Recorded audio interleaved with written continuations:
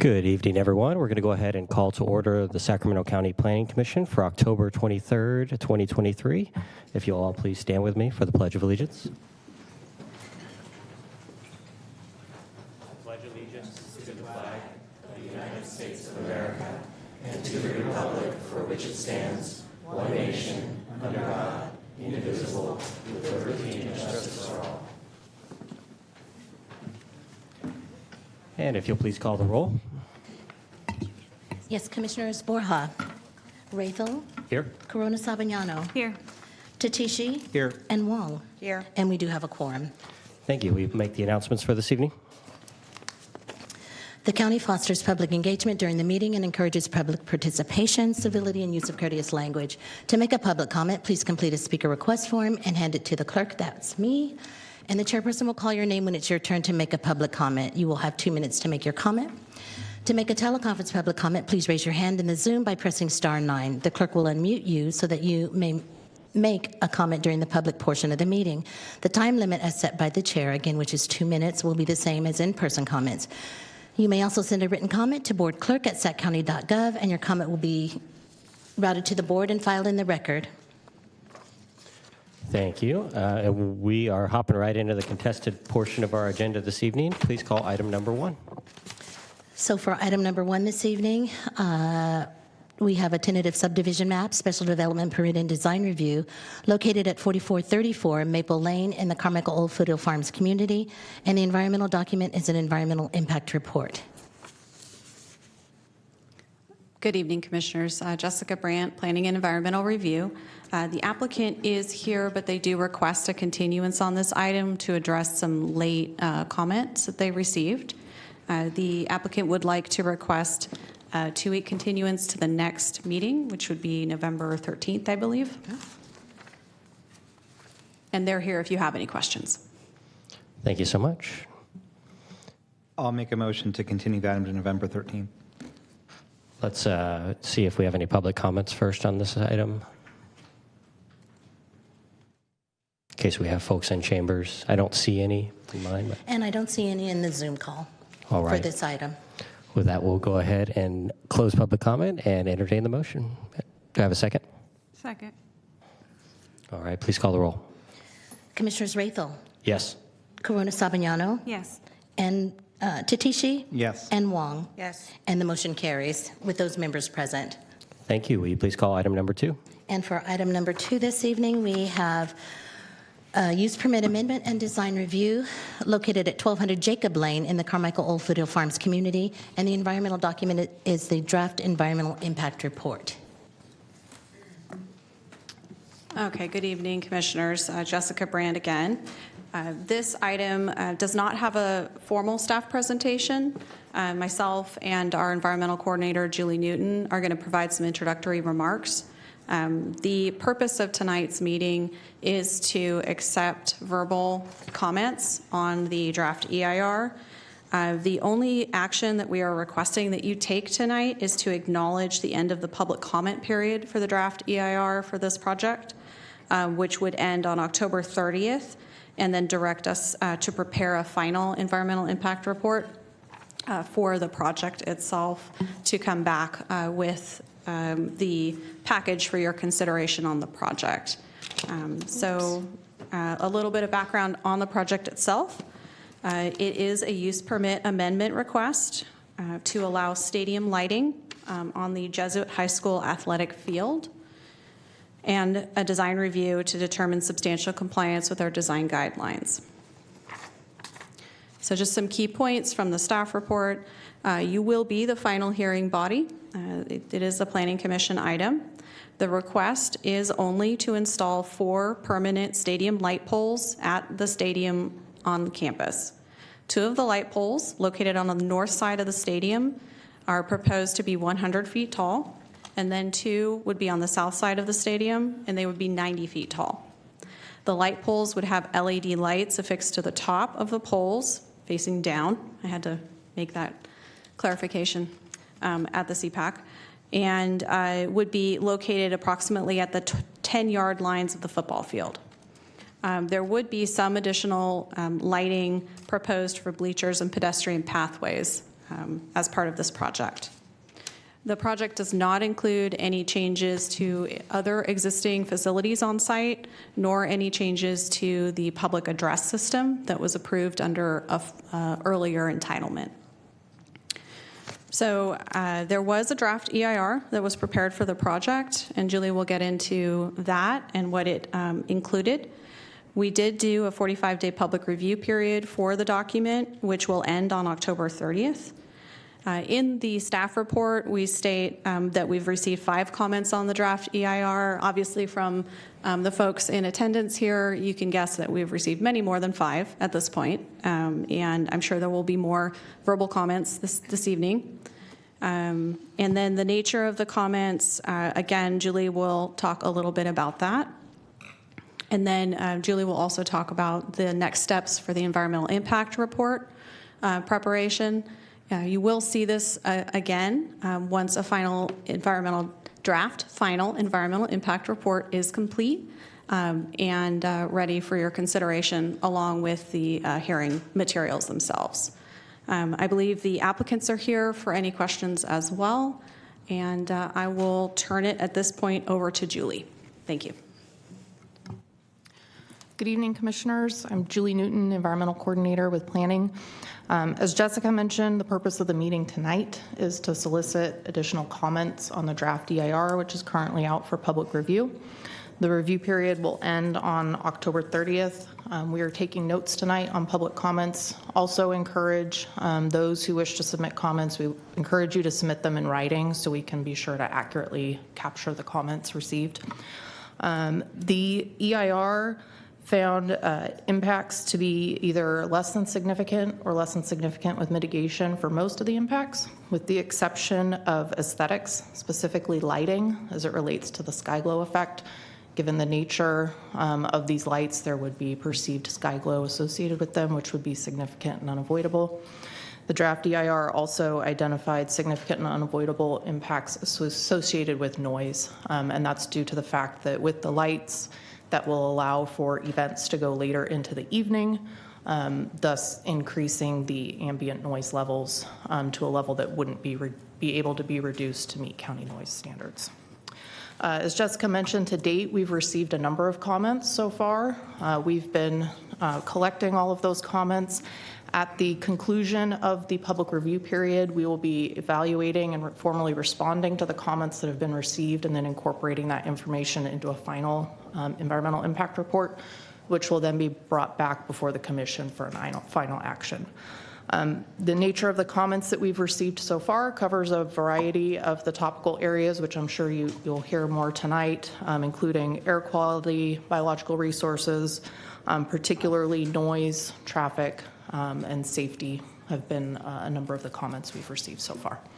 So with that, happy to answer any questions. Like I said, the purpose of the meeting tonight is really to solicit any additional public comments on the environmental document at this point. I think it would be helpful to get a little more timeline maybe too, just kind of some projected timelines for folks in between. Is there a comment period on the final EIR? What's the timeline between that and the next commission meeting hearing? I know we won't be able to set dates, but can we give a little more? Sure. So I'll start, and Jessica, if you have more to add, feel free. So once when the comment period concludes, we'll take a look at all of the comments received. We have received a number of comments. We'll then be working with our consultant to come up with a firmer timeline of how long it'll take to compile and respond to all of those comments. Once the final EIR is prepared, final EIRs are required to be released 10 days prior to the final hearing. So that will be worked into the timeline that for hearing body materials to be due prior to coming back to the Planning Commission. So with that, for the time to prepare the final staff report as well, also heading into the holidays. Jessica, I don't know if you want to elaborate if we have target dates at this point.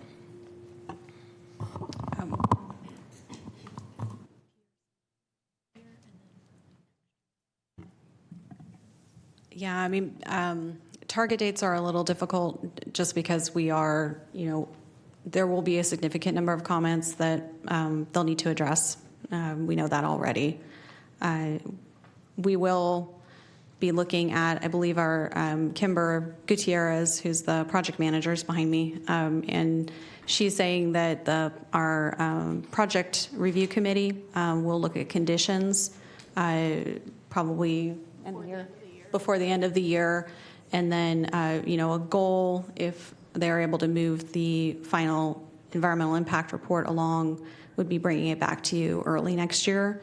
I don't know if I can give you a whole lot more than that, though. That sounds good. Yeah, I mainly wanted to say after the environmental final is done, there's 10 days at least until the hearing, right? And we will take another set of comments going into that hearing also, so they'll have another opportunity to comment on the merits of the project at that point. Right. Correct? Yeah. All right. At this time, we'd welcome the applicant up this evening.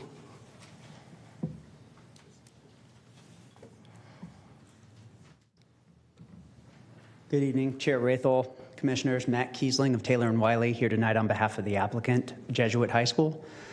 As you mentioned, Chair Rathel, we're not here tonight with a presentation. As we understand, it's not going to be discussing the merits of the project at this time. We're really here to listen, but also you can see we brought a large team with us. We're prepared to answer any questions you may have if we can add clarity to the project description or help in any way with any of the analysis, but we're interested in hearing your thoughts on the document. We have been working with staff on this for a long time and want to thank the staff for what we think is a very thorough analysis, as well as AECom for what they put together.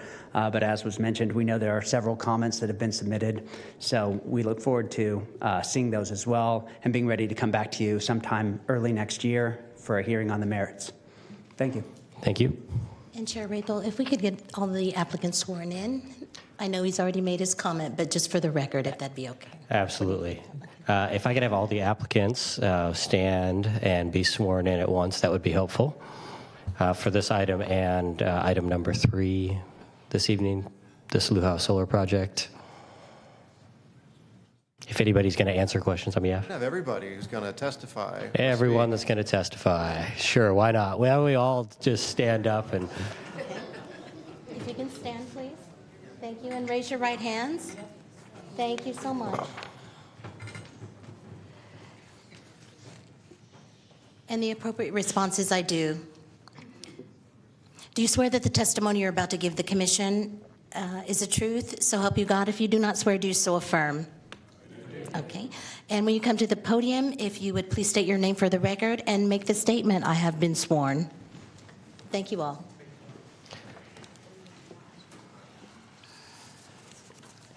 All right, at this time, I know we've all spent some time reviewing the environmental documents in this packet. Do we have any questions for staff before we hop into public comment, or any comments to make on the EIR before we hop into public comment?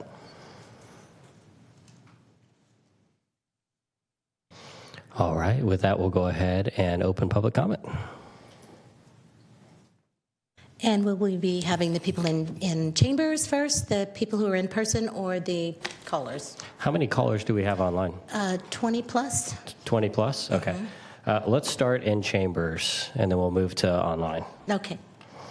All right. I've got William Pevek. Sorry if I mispronounce your names, everybody. I'll do my best. And then Elizabeth Hughes will have you on deck.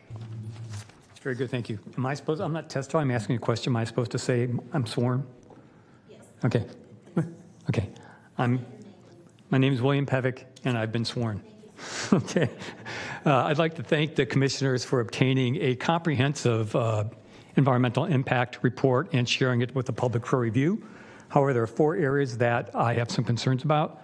The first is the traffic assessment assumed 1,500 attendees in the stadium with a capacity of 3,000. And even the game that was on August 25th this year had 2,000 attendees. And plate 5 in the report actually lists crowds up to 3,000 for football playoffs. So that traffic assessment really should be redone to assess these greater crowd sizes. They also, I think, used an invalid assessment of 3.2 passengers for a vehicle based on a high school in Carmel, California. I'm not sure that that assumption is valid and how they can make that assumption of the number of passengers per vehicle based on a high school in a different city. And then the EIR actually states that attendees may park on nearby residential streets where it is allowed, but the report includes no environmental assessment of the impact of parking on the streets, such as noise, safety, littering, and vandalism due to parking on those residential streets. And finally, the environmental impact report states that a pedestrian crossing with enhanced safety features will be installed, but it does not include details of where that crosswalk would be placed or what those the enhanced safety features would be. So I think those details should be evaluated in the report as well. Thank you. Thank you, Mr. Pevick.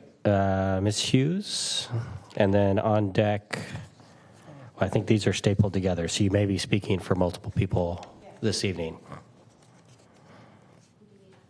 I've got, do we have more for Mrs. Hughes' group? We do have more. So Chair Rayfield will be asking them to concede their time prior to her. Yeah, let's. We could run through those. Ms. Press, are you okay with conceding your time, or are you speaking separately? I yield my time. Stephanie Christensen Yield my time. and Tom Gilder Roland. Close enough. I yield my time. Thank you.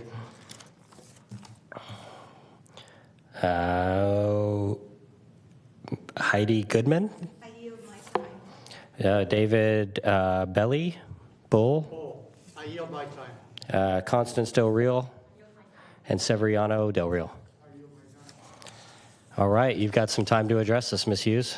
I won't need it all. 5 minutes. I mean, the usual rule is for someone speaking on behalf of a group is 5 minutes. We don't add everyone's time up for the one speaker. Okay. I'm Elizabeth Hughes, and I have been sworn. Thank you for allowing me extended time to provide critical feedback on the draft EIR for Jesuit High School's stadium lighting proposal. I aim to highlight some key concerns and omissions that require immediate attention for a more thorough and accurate assessment of the project's environmental impact. We find ourselves in a situation where the draft EIR concerning the high school's project falls short of comprehensively addressing the critical issues of cumulative impacts. There are key aspects that require our collective attention and immediate action. The applicant did not provide the number of activities and user events at their facility. The applicant provided only a list of practices, games, and graduation events in its proposal for its own activities. In the technical reports, the number of activities studied was less than the applicant's original number. The change in the number of activities to be less than the proposed is doubtful, and the change in the number was not fully explained in the study. The number of activities, events, and use of the applicant's field does not include a comprehensive accounting of all other nonprofit and non-applicant organizations. This failure to list all other occasions and activities in which the applicant's fields are used creates a deceptive picture of how frequently the fields are used by these non-applicant and non-school activities, and the ability of these non-applicant organizations to use the field later in the evenings and nights. A correct and cumulative study of all noise created and generated by the applicant and its affiliated organizations was not studied. The draft EIR states that noise impacts are significant and unavoidable. I disagree that the significant noise levels are unavoidable. However, we firmly believe that the significant noise levels can be mitigated. A simple solution which the applicant could implement today includes downsizing the PA system, lowering the volume, and restricting its use. Surprisingly, the draft EIR remains silent on this matter. The draft EIR does not clarify the type of speakers the applicant used when the noise measurements were taken or whether the speaker system used by the applicant will be the same after build-out. Please clarify the type of speaker PA system used by the applicant. The initial communication from the applicant to the community was incomplete and in some cases misleading. In 2021, it was suggested that only 6 to 8 Jesuit games would be played under the new lighting, leading residents to believe that the lights would be used sparingly. However, this could not be further from the truth, with over 250 practices and non-applicant activities occurring yearly. The draft EIR, while attempting to assess noise impacts, falls short of addressing the cumulative noise generation from 7 days per week. This comprehensive evaluation is imperative considering the constant noise disruptions and disturbances in our community. The draft EIR attempted to study the potential noise impacts from the project, but it doesn't comprehensively address the cumulative noise impacts that occur 7 days a week. While the non-applicant weekend and afternoon activities do not seem to exceed noise thresholds except when they are used by the applicant's PA, it should be noted that the noise generation 7 days a week during the day, afternoons and evenings, and proposed night times until 11 p.m. and weekends and summers, training clinics and sports camps and everything else has a cumulative impact that no resident can escape. The applicant needs to provide a complete list of and schedule of practices, band use, Delta League use, Junior Marauder use, game use, track meets, St. Francis cheer practice, parochial league school games, and all other non-applicant organizations that use the field. The applicant, blah, blah, blah. The aesthetic study, which is one paragraph in the draft EIR, is deficient as it doesn't address how a 100-foot lighting pole, the equivalent of a 10-story house, is aesthetically acceptable in a residential neighborhood built with primarily single-story homes. I have a lot more comments about how using Carmel High School as an equivalent for occupancy related to Jesuit is inappropriate since it's a high school that is 200 miles away from Sacramento. And the draft EIR traffic analysis assumes high attendance games rather than the impact of fields being used 7 days a week, and the circulation aspect throughout the neighborhood was not included in the traffic study. In conclusion, the draft EIR requires substantial revision and so on. Thank you, Ms. Hughes. All right, next up we have Jennifer Hall, and then Tim Lynch on deck. Hello, I'm Jennifer Hall, and I've been sworn. And contrary to kind of some of the previous things we heard, I actually live within 1,500 feet of Jesuit High School on Kipling Drive, and I'm in support of this project. In full disclosure, I do have a senior at Jesuit High School who plays on the football team, but I'm not going to be able to take advantage of the lights. I've sweated my way through my fair share of football games, and this weekend we got to celebrate the senior game. So sometimes those PA announcements are really celebrating some things that are really good. What was sad about this weekend is my dad actually had to leave early.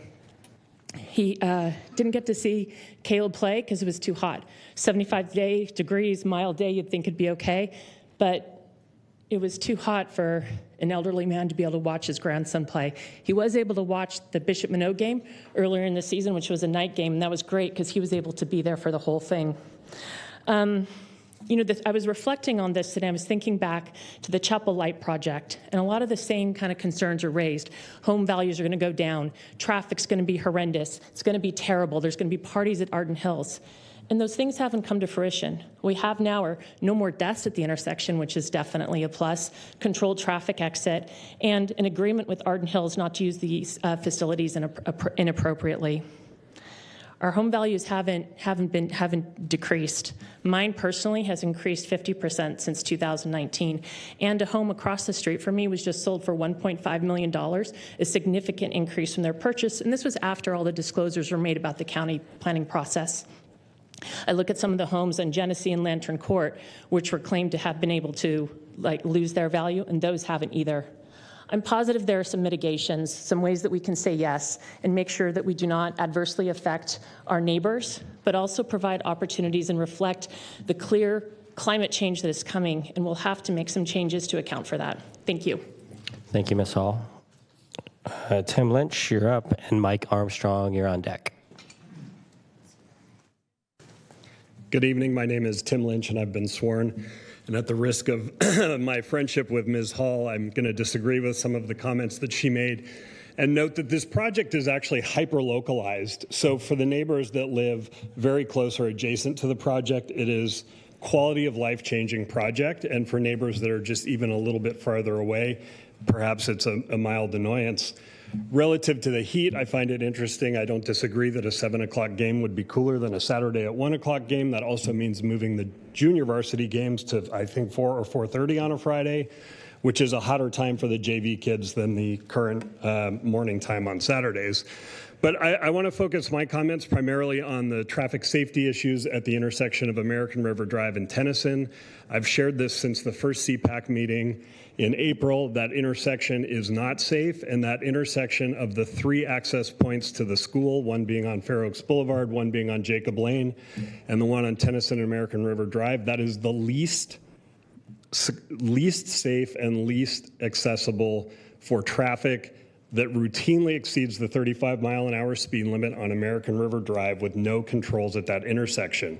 The reports also don't reflect our lived experience and human behavior where people U-turn on American River Drive, they park the corners, they U-turn in our neighborhoods. I shared with the school recently at one of the night games, there was a parent backing up the wrong way on the wrong side of the street on Tennyson to wait for their kid.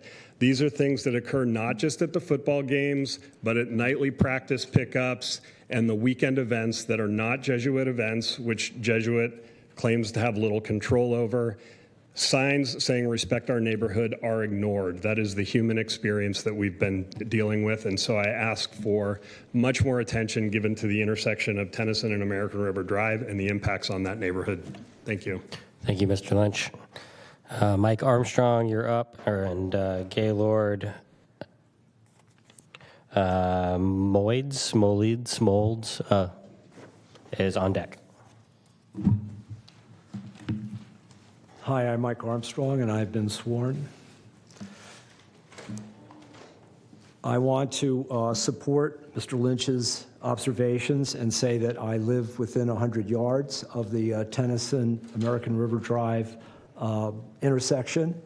It does not have in any way, any measure, anything, signage to say that there is egress from the Jesuit parking lot used by students, dozens of students every morning in the morning commute, crossing American River Drive, coming back in singular fashion after they've run on the levee through the neighborhood, which is great. It's all fine and good, but it's dangerous. And even recently, there was a driver cited for a 61-mile-an-hour speed right in front of that area, and any number of students could have been hit when something like that occurs. And there is the ability to put in a stop sign. There is the ability to put in speed bumps. That is addressed on page 7 of the EIR. The countermeasures, I'm absolutely for.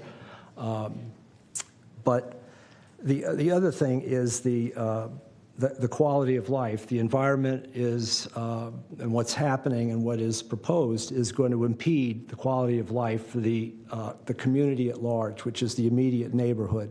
I want to remind Jesuit, as is pointed out, that they've been in existence for 60 years. I've lived in the neighborhood for more than half that time.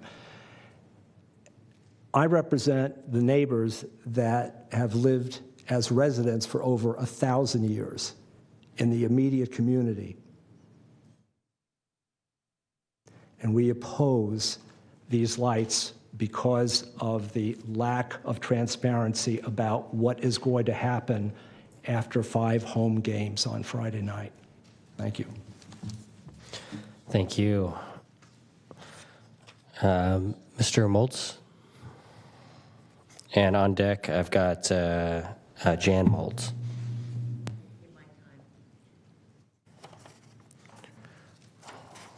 All right, so it looks like you have extra time. Yeah, my name is Gaylord Molds, and I've been sworn. I live on Piccadilly Circle, about the middle of Piccadilly Circle. And Jesuits been increasing their presence in our area for quite some time without any complaints from us until they installed the speaker system, the new speaker system, around 2019, I think. It became excessively loud. We could not enjoy our backyard during a Saturday afternoon game without hearing play-by-play description of the game. We complained to the county. The county said that they met the standards, and so there was basically nothing we could do about it. So I find it kind of interesting in the ERI that when it starts talking about noise, the county medium and maximum noise standards were found to have been exceeded at multiple sites during the October 8th, 2022 football game as evaluated in the environmental noise assessment. So these speakers were excessive in their noise, and I can tell you for sure they are. So shifting football games into the evening hours is predicted to result in increases in ambient noise levels that would exceed noise thresholds at 5 of the 6 sites evaluated. The environmental noise assessment determined that playoff football games could result in even greater noise levels due to larger crowds. Playoff game noise generation was estimated to be 1 to 2 decibels levels higher than with regular season games, which would further increase ambient noise levels, causing greater exceedance of county noise standards. Therefore, the proposed project would result in a potentially significant impact. Although mitigation would help limit ambient noise from stadium activities, there is no quantifiable evidence that would reduce the potential impact to a less than significant level. Shifting football games to evening hours has the potential to significantly increase ambient noise. The varsity game played on October 8, 2022 exceeded the applicable medium standard by up to 8 decibels. Therefore, the proposed project would result in a significant and unavoidable impact regardless of mitigation. So I can say at night, when we're trying to enjoy our backyard in the evening on a Friday night, I like to barbecue, we like to have company over.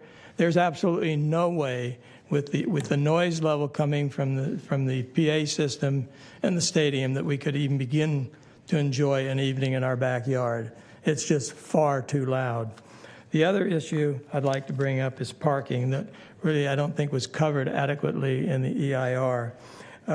If people are going to be allowed to park down the side streets, which are surrounding our area, when at the end of the game, when you have 15 to 2,000 or more people exiting the game between 10 o'clock and 11 o'clock at night and coming down our streets to, get into their car, it's going to be very noisy. People who are trying to, who may be retired for the evening or are trying to sleep, they're going to be faced with noise. I personally would be a little concerned about security issues as well with that many people exiting a game and coming down our streets that late at night. Thank you. Thank you. Next up, we have Nora Hamilton, and then on deck, Barbara Dougal. Good evening. My name is Nora Hamilton, and I have been sworn. Do I need to move these? Thank you. All right. I believe you each have a copy of some of the pages of the Kimley-Horn Environmental Impact Report, and this is a draft. But I do have questions about it. I asked these questions at the CPAC meeting recently.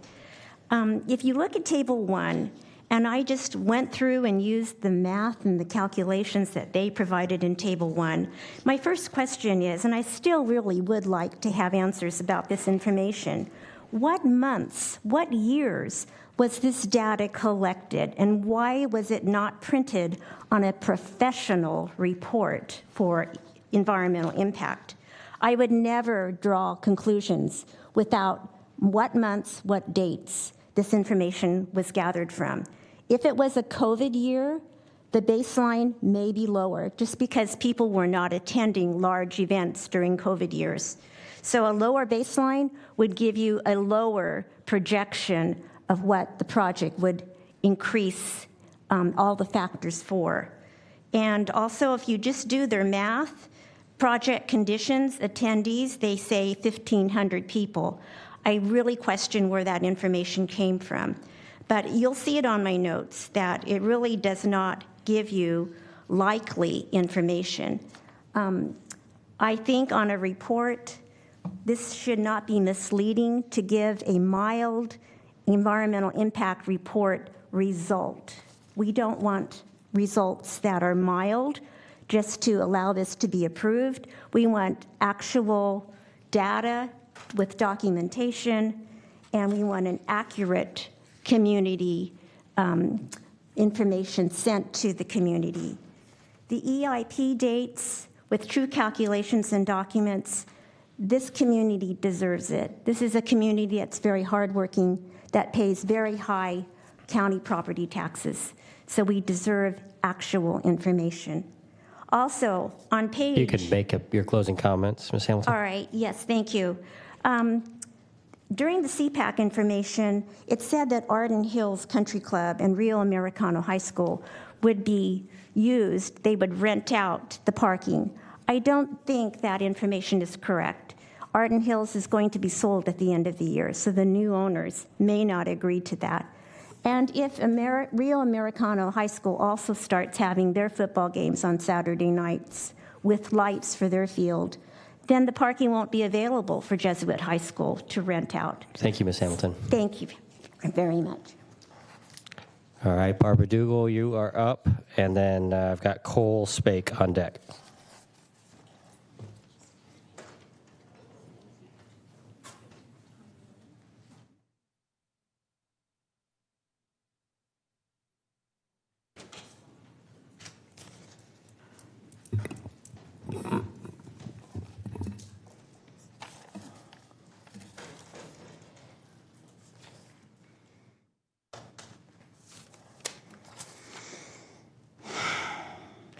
All right, we got some, Barbara, you're speaking on behalf of a group, so we'll adjust that time up to 5 minutes.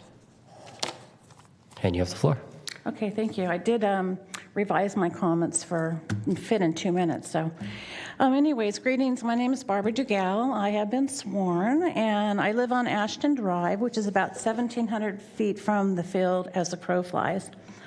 The document does not accurately describe or analyze the proposed project or its objectives, and therefore cannot be relied on as the basis for the appropriate CEQA analysis.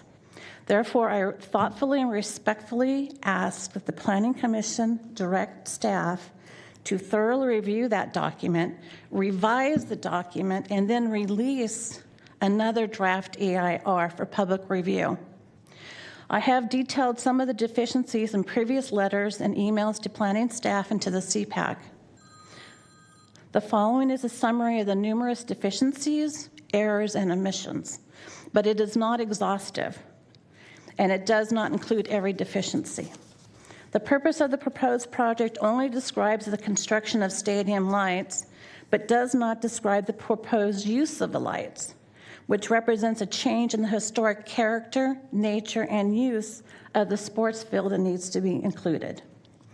In the summary of the proposed project, it is stated that the stadium lights would be used on select evenings to accommodate athletic practices and competitions, primarily during the winter months and when the sun sets early or on home football games. Elsewhere in the document, it discusses using the lights when it's hot outside. So what's the project? I don't know.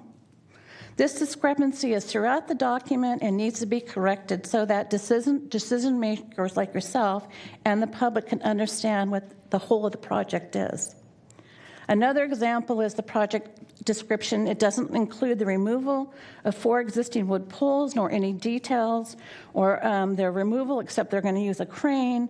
It talks about installation of handicap seating and guardrails, but that's hidden in the aesthetics component. It's not anywhere in the project description. These types of omissions makes me wonder what else is Jesuit proposing, but it has not disclosed to the county. What is an event? There are different words used to describe the use of a light, such as athletic practices and competitions, while elsewhere the words competitions and events are used interchangeably, and this needs to be corrected throughout the document. My comment letter to the Commission outlines the issues with the project objectives, which are used in order to determine what the alternatives are for the project. However, due to the lack of proper analysis of the objectives, some of the alternatives have been dismissed, such as the no project alternative. While the no project alternative is dismissed, there is a statement that temporary portable lighting could be used with issuance of temporary use permit. This needs to be deleted from the document, identified in significant aesthetics impact, that cannot be mitigated. I think I just skipped over something. At the CPAC meeting, county staff confirmed that no temporary lighting permits could be issued in the future because of these significant impacts. All alternatives in the document need to be reanalyzed. Cumulative impacts. The document only analyzed a potential project, which has been mentioned before, which is Arden Hills Country Club. Jesuit's proposed project will result in incremental impacts that will be added to the area and, to other close related past projects or situations at Rio Americano High School. The county needs to analyze Rio Americano's outdoor sport games and practices and Rio's proposed outdoor field lighting project. The cumulative impacts need further evaluation. Piecemealing is explicitly prohibited by CEQA because dividing a project into several pieces would allow a lead agency to minimize the apparent environmental impacts of a project by evaluating individual pieces separately, each of which may have a less than significant impact on the environment, but which together may result in a significant impact. Details of this are provided in my comment letter. It is apparent that the previous exemptions and other actions taken by the county have contributed to the negative environmental impacts that the neighborhood currently experiences from Jesuit's activities, which is why further review of the overall description, project objectives, and alternatives, etc., is warranted. The staff report outlines the April 2022 CPAC meeting. Jesuit is in the Carmichael CPAC. Areas, homes west of the stadium are within the Arden area. It was just by accident that some neighbors learned about this April 2022 CPAC meeting that was considering the lights. And if we had not known about that, they would have been approved, again, exacerbating our situation. Thank you. If you'll please make your closing comments. Okay, so there's no description as to how much soil is going to be excavated. There's no description as to the cubic yards of concrete that's going to be used. There's no description, no mitigation for refueling of the equipment. What happens if the equipment breaks down? There's no discussion of that. I mean, I have a long, long list, and I don't have time to describe it here. I will try to put more comments in the letter, but when the project description is so poorly written and the project objectives, from that then flows everything else. And so from that is what you see in the document, which is difficult. Thank you for your comments this evening. Cole Spake, you are up, and Craig Milligan, you're on deck.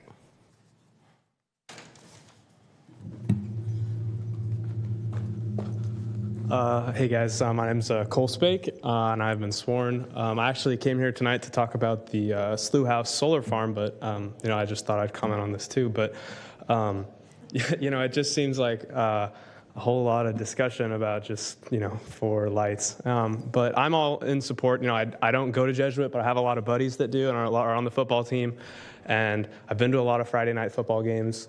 And it's kind of a big part of, the high school experience. And I know we're not here to talk about the merits of the project. We're talking about all the EIR stuff. But it seems like the Jesuit folks would be more than willing to cooperate on any types of stuff. And I just, that's all I got to say about that. But thanks, guys.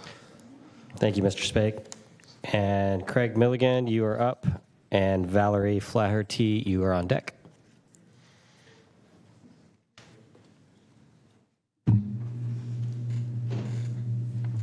Craig Milligan, I have been sworn. So I just wanted to touch on the from the EIR, the local transportation analysis done by Kimley Horn. It's not very thorough. It misses a very important part of it, and it's regarding vehicle miles traveled. And in following CEQA transportation analysis of October 6, 2020, Board of Supervisors adopted revised significant thresholds for CEQA transportation analysis using vehicle miles traveled. That was done in compliance with State SB 743. In conjunction with Office of Planning and Environmental Review, the Department of Transportation has updated the transportation analysis guidelines to provide guidance on vehicle miles traveled. Vehicle miles traveled will be significant purely based on the number of events that Jesuit is planning to have. So there must be mitigation to lower that amount. SB 743 is clear in its intent that CEQA continues to address noise, air, quality, and safety. Per 743, Section 21099B3, the subdivision does not relieve a public agency of the requirement to analyze a project's potentially significant transportation impacts related to air, quality, noise, safety, or any other impact associated with transportation. And although CEQA guidelines states that generally vehicle miles traveled is the most important measure of impacts, other related considerations may include the project impact on transit and non-motorized transit, which I doubt would happen. A complete environmental review will generally consider how projects affect VMT, vehicle miles traveled, in addition to effects of walking, bicycling, transit, and safety. Kimley Horn LTA does not address VMT, CEQA's most appropriate measure of impact, and I believe it does not because so few attending sporting events live close enough to provide a favorable outcome, and the new number of events would prove a detriment if analyzed. To date, there have been no concessions that I know of that have been made by Jesuit with regard to vehicle miles traveled. How they could do that, I don't know. Many of their players and family members do not live local. They would obviously be increasing vehicle miles traveled. Mr. Milligan, if you could make your final comments. Done. And the only other consideration or concern I'd have is because I live close by as regard to parking. Never have I seen a consideration to maybe have a no parking zone on American River or Jacob. They have those down by Rio Americana during school hours, but those are just considerations and concerns of mine. Thank you. Thank you. Valerie Flaherty. Hi, my name is Valerie Flaherty. I have been sworn. I actually am speaking in regards to Slough House Solar. I might have, that's what I thought I put on my request card, so you just got 2 minutes of your life back. Sounds good. We'll switch you over. I could have messed up. It's got the project number on it, too. That could have been my mistake easily. All right, we will now move on to telephone comments. Okay, we will start with the caller with the last 4 digits of 8628. If you'd like to make a public comment, please begin now.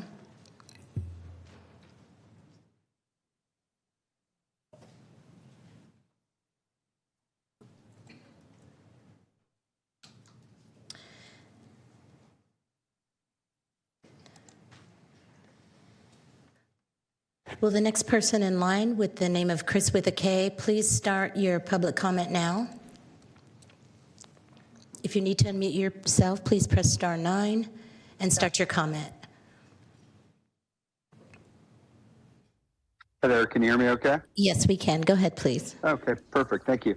I am Chris Kalmbach, I'm calling in and I'm sworn. And I just wanted to consult my notes here real quick. Thank you very much for everybody for attending this evening. I'm here to express my support for the motion in front of you today to review public comment from everyone. It's my opinion that the EIR has been extremely thorough and well thought out. The data is specific. It's documented thoroughly throughout. And it's my opinion that as neighbors to an institution that's been around for 60 years, that we need to take a hard look at this and see what can be brought into the community in a good form and fashion. It's been done through the EIR, and I would like to express my gratitude for those that have put it together. I would also like to express that as a community, it's easy for us to hide behind semantics, hide behind numbers when we really just don't want something to occur. But the reality is this is good for everyone. And I think it's been very well put together, and I support the cause. Thank you. Thank you.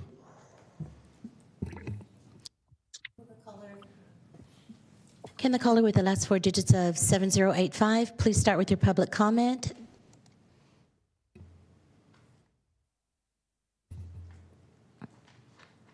Hello, caller, last four digits of 7085. You can unmute yourself with *9. Go ahead, please. Hello, caller. That caller is hung up. We'll move on to the next caller. With the caller with the last four digits of 0840, please start with your public comment.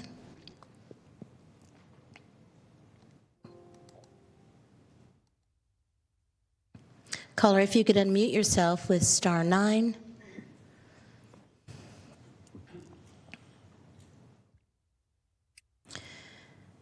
Will the caller with the last four digits of 1842 please start with your public comment?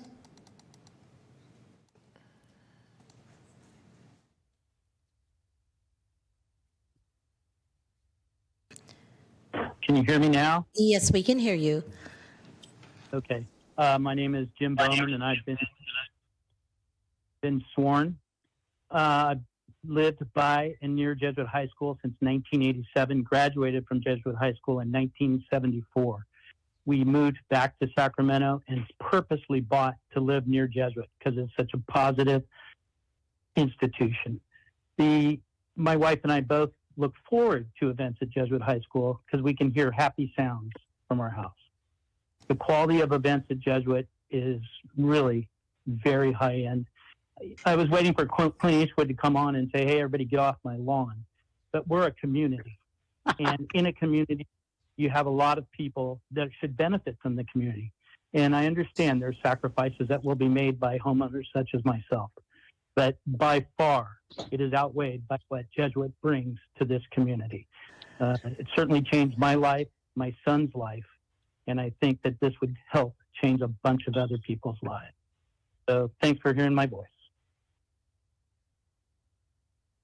Thank you, caller. Will the caller with the last four digits of 0023 please start with your public comment?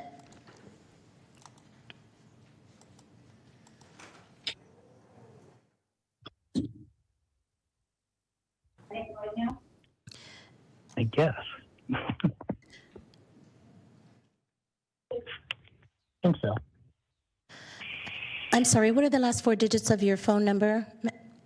They keep going in and out, hanging up. So will the caller with the last four digits, we'll give you another opportunity, please. With the last four digits of 0023, please start with your public comment. And then we'll move right along once again to the caller with the last four digits of 7085.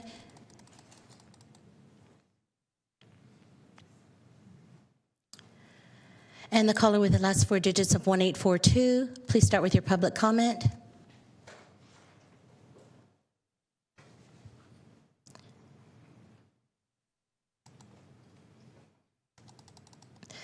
And the caller with the last four digits of 4195, please start with your public comment.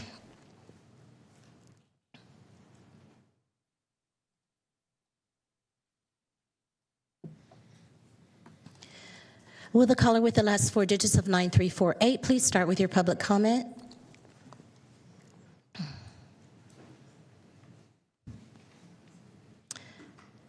And the caller with the last four of 6161, please start with your public comment.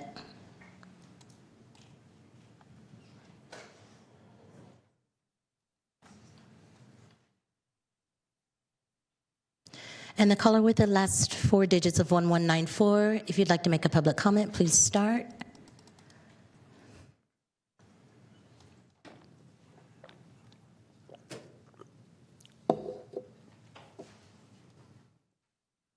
And the caller with the last four digits of 1217, please start with your public comment.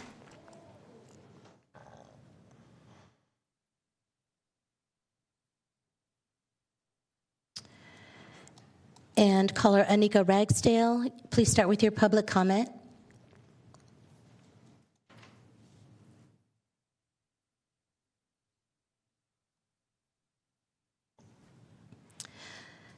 Mr. Biller, if you'd like to make a public comment, can you please start with your comment?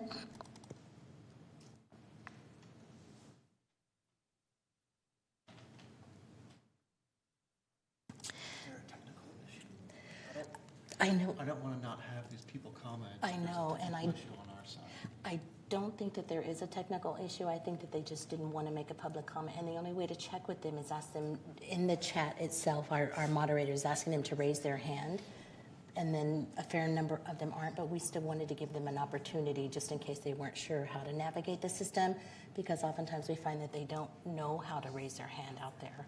So, is that okay? So, who's upstairs talking to them? Actually, they're off site. Okay, so someone is Chatting, yeah. asking Sending them, a tip. confirming that they don't want to speak. No, she's just asking them if there are any attendees in this meeting who would like to make a public comment. These are people they just want to listen. Possibly. Okay.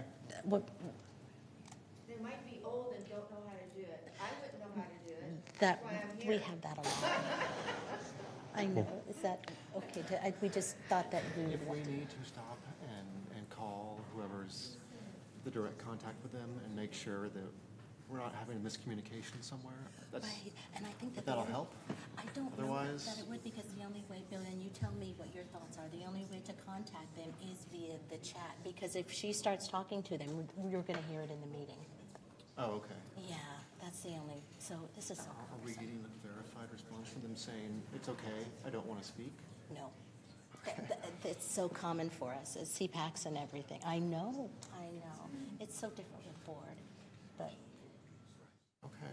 I know, Bill.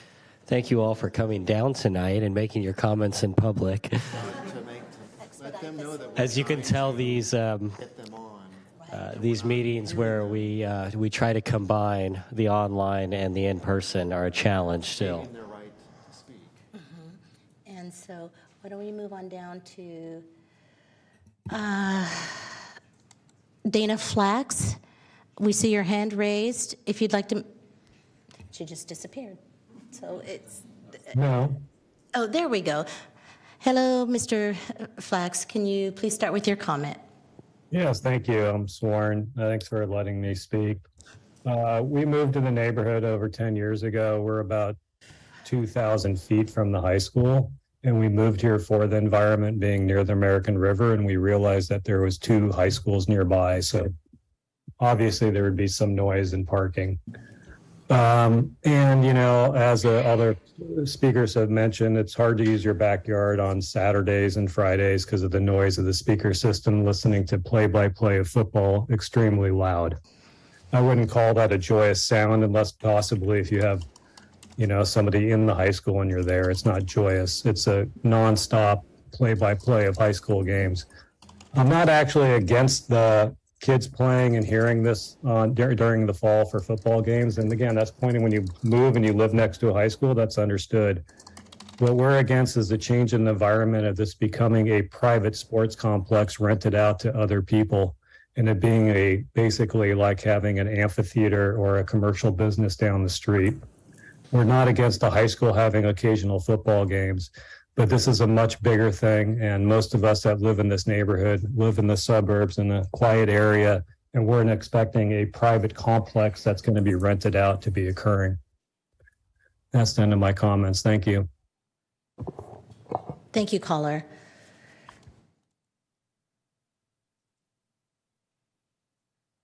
To the panelist side of the equation. Ms. Alberg, if you'd like to make a public comment, can you please start with your comment? Can you hear me okay? Yes, we can hear you. Thank you. Okay, hi. I'm Tara Alberg. I've been sworn. Thank you. Our Please, biggest concern, we live. go Can ahead, you hear me please. still? Yes, go ahead, please. Sorry. We live on Jacob Lane. Our biggest concern is safety. The environmental impact report said that there was a pedestrian crossing on American River Drive in Jacob Lane. There is none. I sent pictures to the county of that intersection. There is no crosswalk. There's stop signs, but there is no crosswalk. As other neighbors have mentioned, the event attendees, they park in our neighborhood because it's a shorter distance to walk to the field. Our homes have parking completely up and down. My mother-in-law is disabled. She has no place to park in front of our house when there's events from Jesuit. And then they walk from their cars to the Jesuit field. So crossing the intersection at American River Drive and Jacob Lane. And without a crosswalk there, I'm really concerned about the safety of the event attendees and just the community in general. I've seen people almost get hit by cars there, young children walking home from Del Deo or crossing the street after school from Jesuit. I sent a video to the county of cars, almost all of them avoiding to completely stop at that intersection. And this was during school pickup hours. At night in the dark, it's going to be a bigger issue. And that's our biggest concern, is just how this is getting piecemealed together. We're concerned that it's going to turn into a big stadium, no longer, a small high school. We don't have any issue with day games other than, just safety issues and parking. But for almost 10 years now, the day games haven't been that big of an issue. It's getting the lights would move the games to the nighttime. And we feel like that is going to cause big safety issues with the unavoidable traffic around the neighborhood. It's dark around here. The traffic, the stoplights, the street lights are not that bright. And without proper crosswalks, I'm concerned about the safety. I have other concerns as well. The EIR, it doesn't go into the value that we'll lose on our properties by bringing these games to the night. We have issues with people loitering after games, throwing trash all over our neighborhood. If you please make your closing comments. Yeah, so in summary, our biggest concern is safety.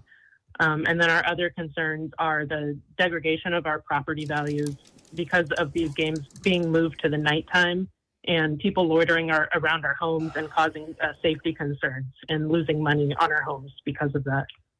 Thank you. And then we have Elizabeth Hughes. I know you're in chambers, but I know that there's someone on your phone at the house. So if you could please start with your public comment. Hi, this is Kelly Hughes. I live on Piccadilly Circle. I'm sworn. I'm opposed to Jesuit sports complex expansion and find the draft EIR inadequate. At the recent CPAC meeting, Jesuit was asked about their research into PA systems that puts the sound in the stadium seats where the spectators are, rather than broadcasting the game into the neighborhood homes.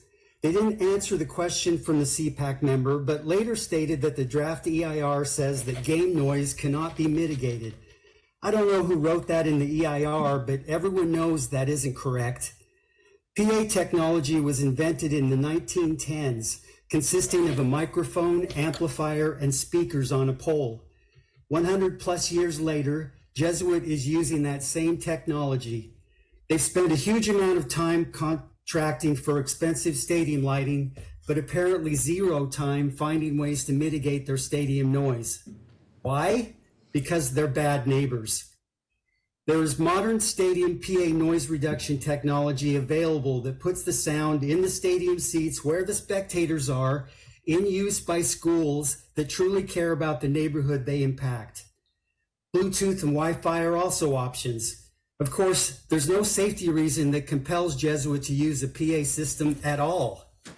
Sound walls can be installed between Jesuit and their neighbors that share a fence line.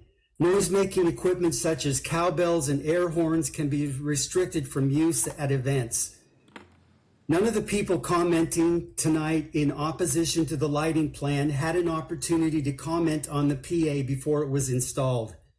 I call on the county to compel Jesuit to provide that original mailing list, unaltered. You'll find that only a small group of homes received a notice. The CPAC chairman even said he was surprised when only 3 people showed up for a meeting on the PA that should have been contentious, but later project meetings had robust attendance. No one asked why that was, though. I'm opposed to the project, and the draft EIR is inadequate. Thank you. And that concludes your public comments, at least those who have raised their hands. Thank you. Maybe just so that everybody who's on the phone understands, if they weren't able to make a verbal comment right now, they can. The comment period is still, the written comment period is still open until October 30th. You can still submit a comment in writing. And maybe if you'd like to make a public comment right now, take yourself off mute and speak up. They can unmute themselves right now, right? I can request that they unmute themselves. Oh, we don't need to request everyone to unmute themselves at once. Sorry. Right, there's That's not 30. No, we're good. So if you do want to make a public comment, raise your hand now, Absolutely. and we'll wait a little bit longer.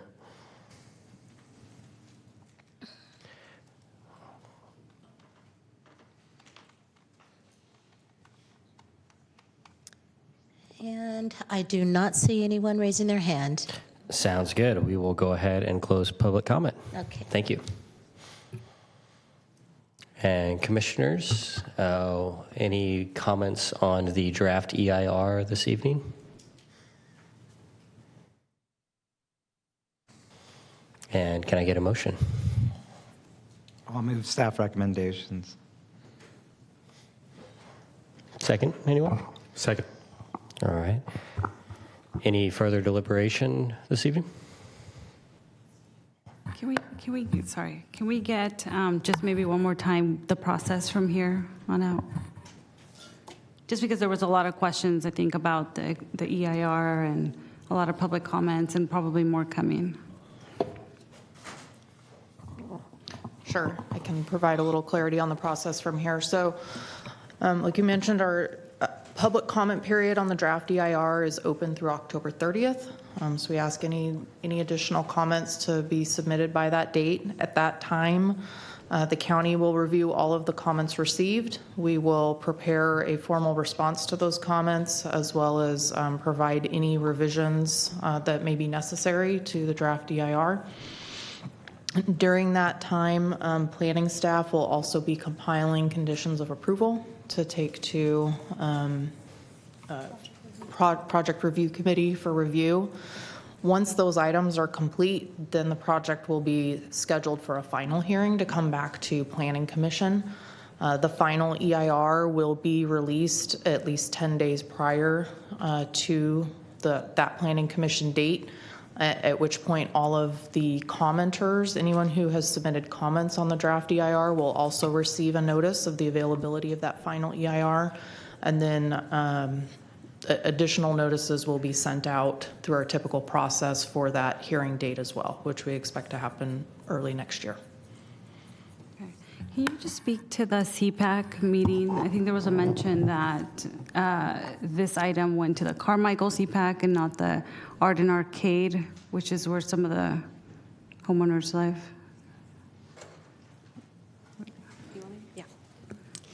Yeah, so the Arden Arcade, oh, I'm sorry. I'm Kimber Gutierrez. I'm a senior planner and the project manager on the Jesuit project.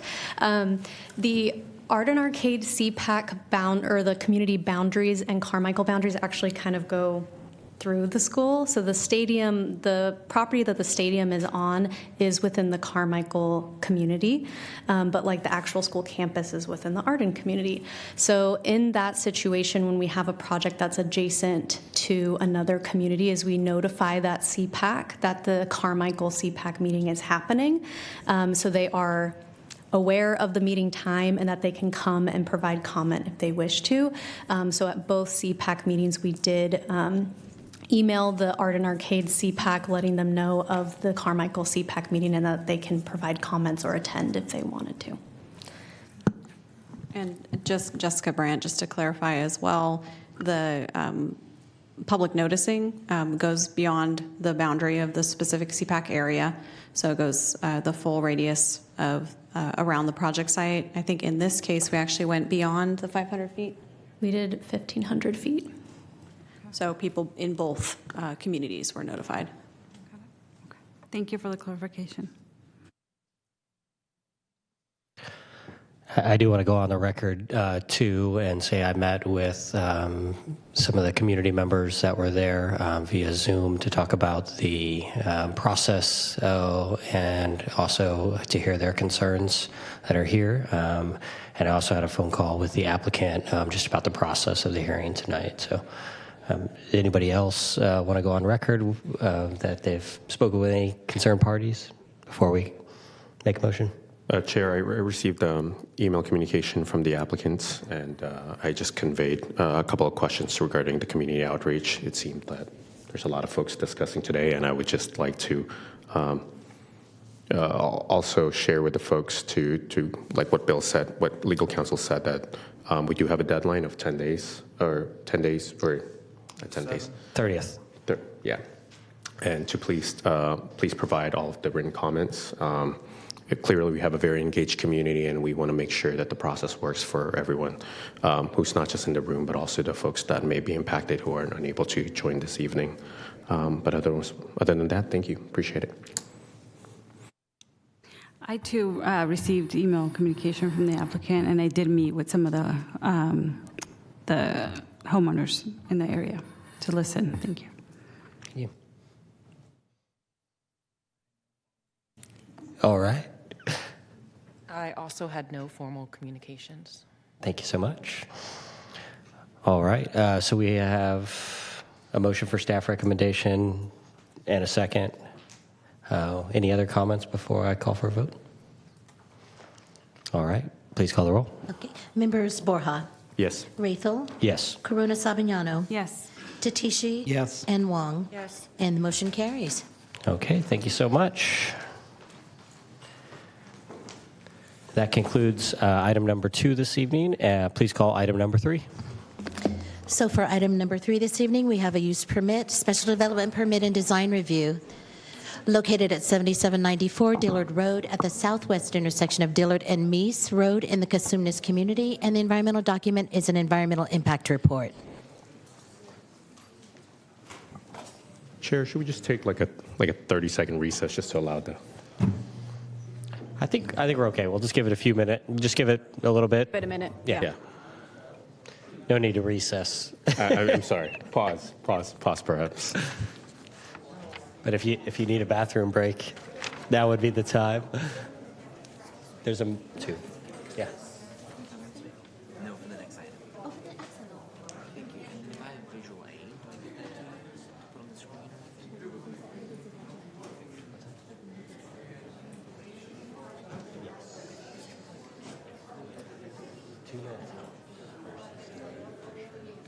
And then that 8 from my one. That's why I'm like, I'll give you cumulative time because there's no way you're going to sit there and speak for 20 minutes. I do what we do it all the time. I don't know why. Like, I'm surprised that people will be like, oh, it might be minutes back. I'm like, ooh, I don't want that. I'd rather them cede like 30 minutes to all one person and it'll be done. But yeah.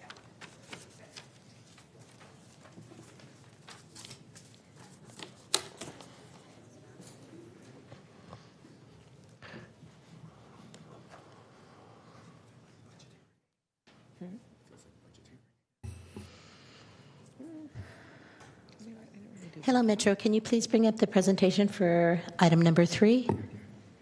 The staff presentation, please. Thank you.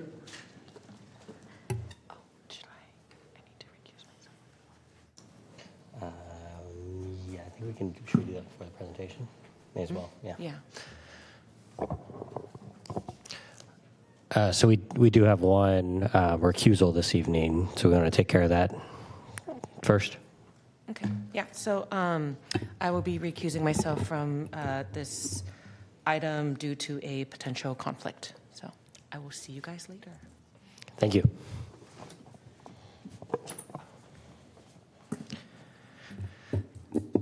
We are ready when you are. Okay, great.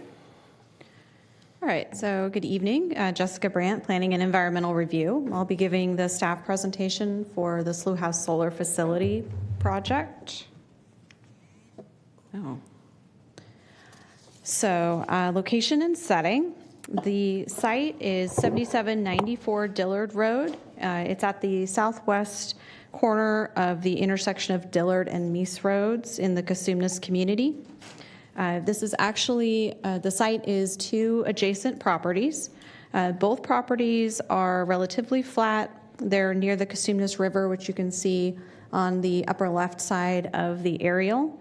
Historically, they've been used for row crops and seasonal pasturage. The project site is just northwest of the rural Wilton community, which is basically on the bottom right, further down Dillard outside of this aerial.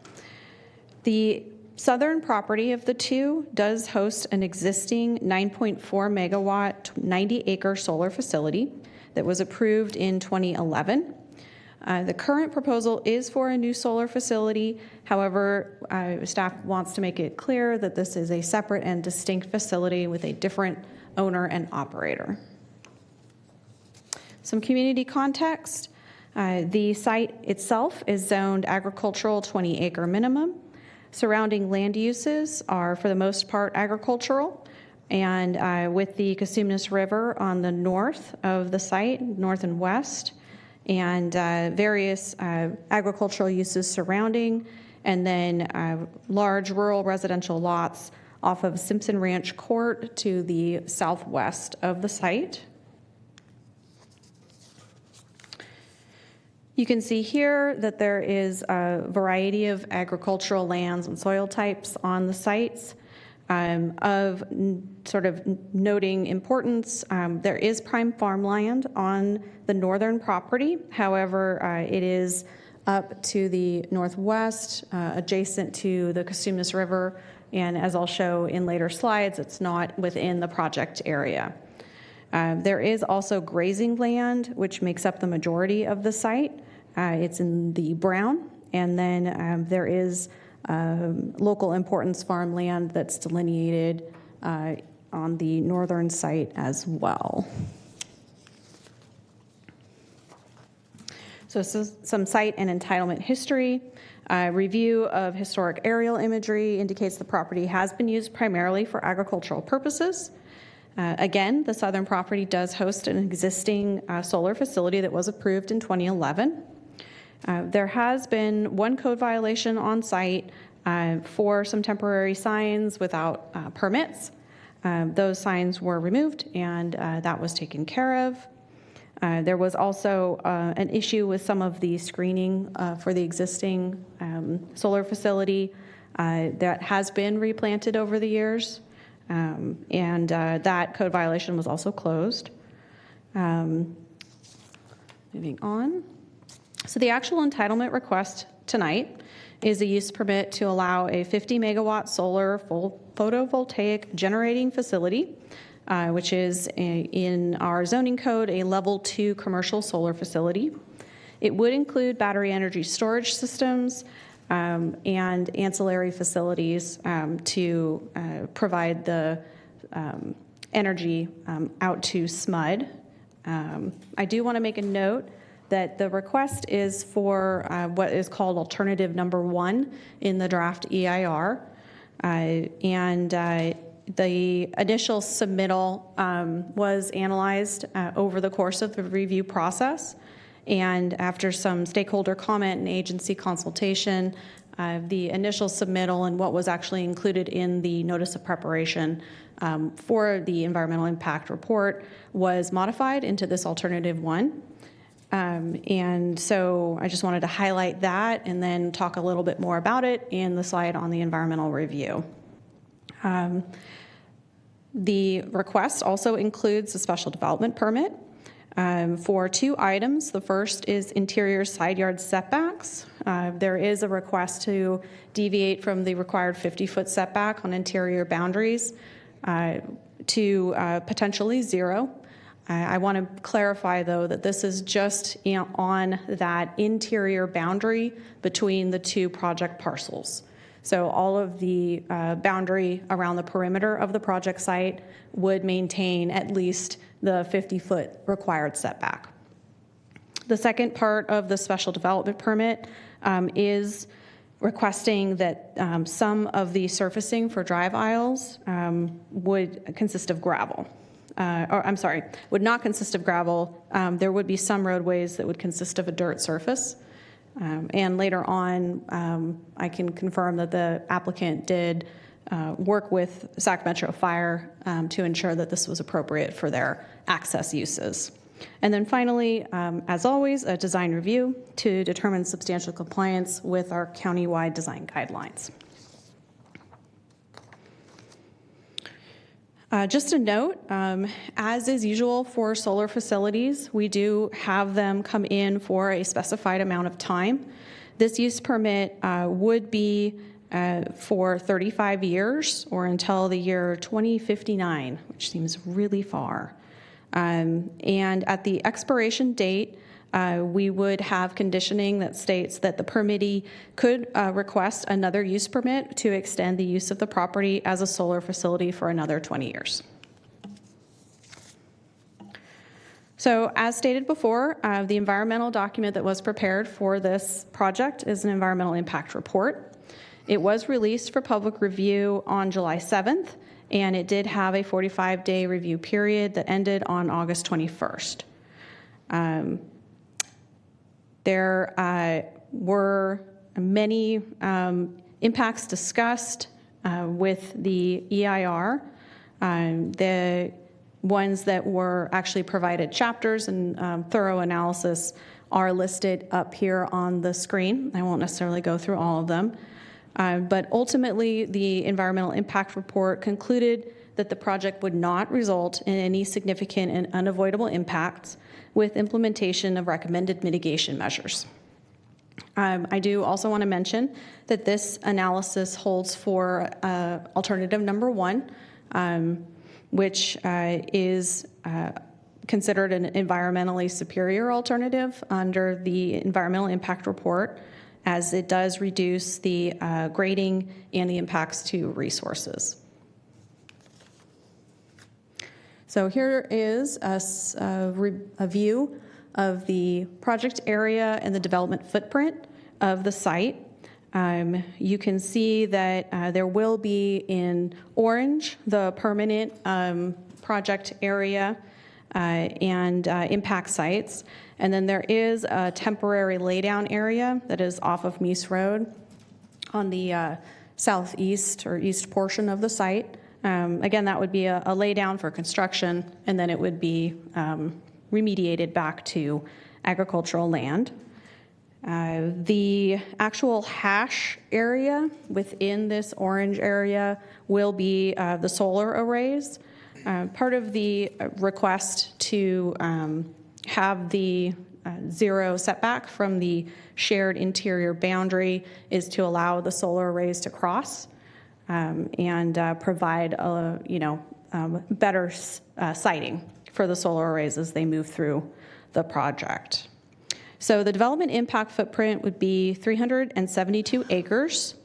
There is grading that's going to be necessary. However, between the cuts in the grading and then the fill elsewhere on the site, the applicant anticipates that there is actually going to be a net zero of import or export of fill. So they'll be able to take care of the grading that's necessary to put in the solar arrays with the dirt on hand. And again, that was part of that alternative 1 analysis and development. Building phase, the project construction is anticipated to take approximately 8 months. So again, these are some of those sections for the solar arrays. As you can see, there will be some grading that's required to get the slopes that are usable to put in the solar arrays. Some hills will be flattened and some flat and then filled in elsewhere in order to create the areas for the arrays. Okay. So the solar facility, again, 50 megawatts. I've talked about the solar panel arrays, and you can see those. They're all going to be in racks. Each rack would hold 80 to 90 panels with a maximum height of approximately 12 feet above grade.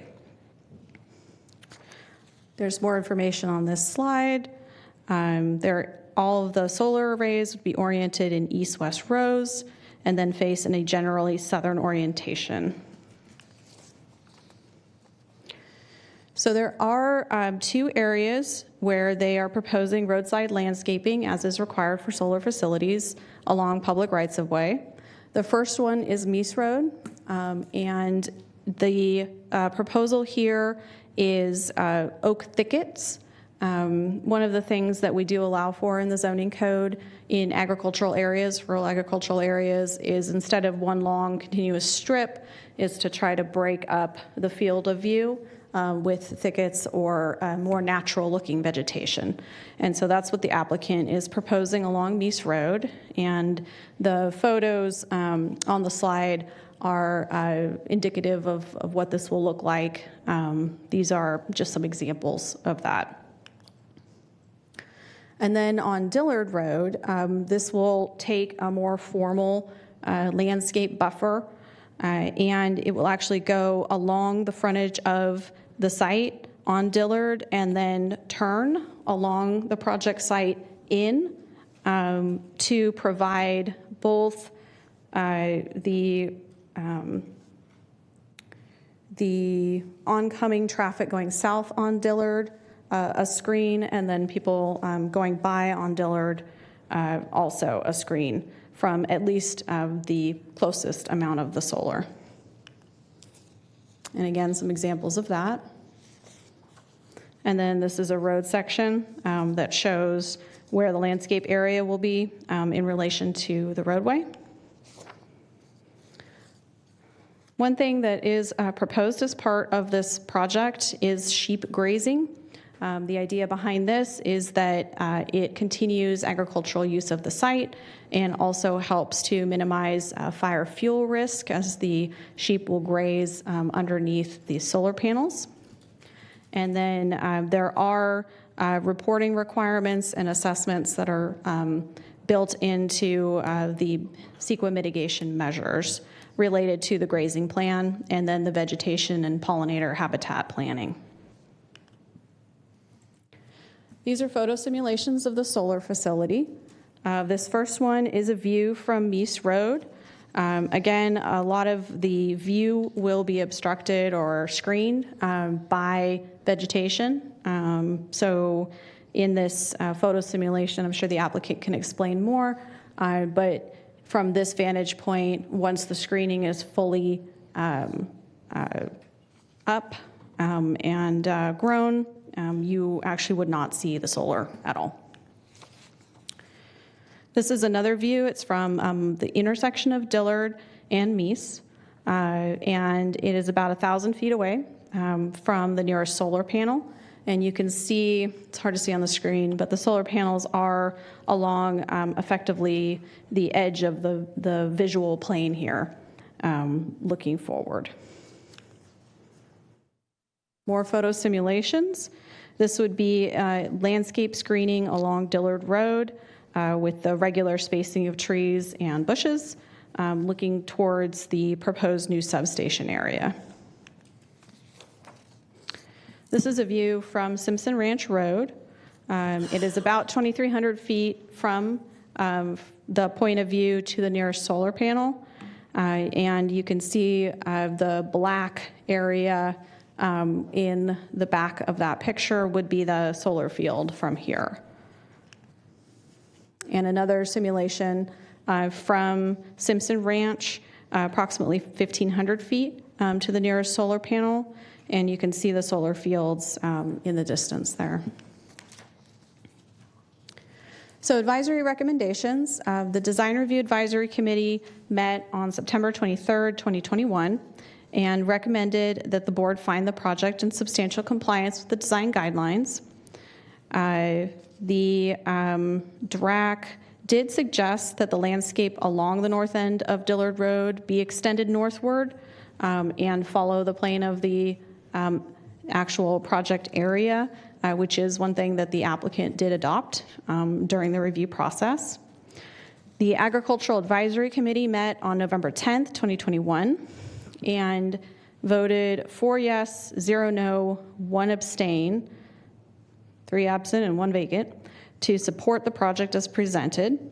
The committee members were interested in solar and how it intersected with the current agricultural use of the subject properties. They did have some questions on the viability of locating sheep to do the grazing, and they did inquire about the native plants and asking about the plantings along Meese and Dillard, but ultimately they did recommend approval. The Cosumnes Community Planning Advisory Council, or CPAC, met 3 times on this project. The first was September 22nd, 21, which was a project introduction. And as we do with projects that will have an EIR, we did not have them take any recommendation action at that time. It was just a project introduction, comments, and then staff returned after the draft EIR was released. So that was July 26th of 2023. And at the July 26th meeting, unfortunately, the CPAC members did not get copies of the draft EIR as promised. So we ended up bringing it back for consideration on the August 23rd, 2023 date. And they did provide a formal recommendation to the board. So at the third meeting, the CPAC voted 5 yes, 1 no, and 1 absent to recommend that the board deny this project. The CPAC cited concerns that the project does not reflect the values of the community and that it is an industrial use that does not belong in the agricultural areas. The council members also noted that the landscaping for the existing project was dying off and didn't provide adequate screening. And then there was general concern about solar arrays in the agricultural areas and whether they would continue to take over farmland. This slide goes through a lot of public feedback. A lot of the feedback that we heard from individual members of the public mirrored that of the CPAC, and so I won't necessarily get into these individually. Any ones that were perhaps beyond what we had heard is potential stormwater flood impacts due to grading, degradation of pastoral scenic vistas, health concerns related to glint and glare, and then possible heightened wildfire risk. So staff's project analysis, this is a conditionally permissible land use. The permitted solar facility is permissible with a use permit from the Board of Supervisors. It is not an industrial use within our zoning code. It is considered an institutional use. The proposed project has demonstrated compliance with the department and agency requirements of it. The special development permit is appropriate for the site and appears to help provide a better way to develop as they locate their solar facility. And then the environmental impact report concluded that the project would not result in any significant and unavoidable impacts with implementation of the recommended mitigation measures. And so with the analysis, staff is recommending approval. And I apologize, this slide should read that Planning and Environmental Review staff recommends the Planning Commission take the following action, which is to acknowledge the end of the public comment period for the draft EIR, which was on October 23rd, 2023, and to direct Planning and Environmental Review to prepare the final environmental impact report. And then we also recommend that the Planning Commission make the following recommendations to the board.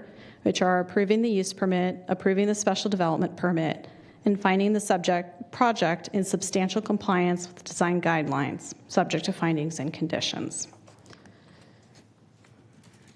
And thank you for hanging with me through that presentation. I will say that the applicant does have their own presentation as well that they would like to provide. Thank you, Ms. Brandt. Questions for staff this evening? All right, thank you so much. At this time, we'd like to invite the applicant up.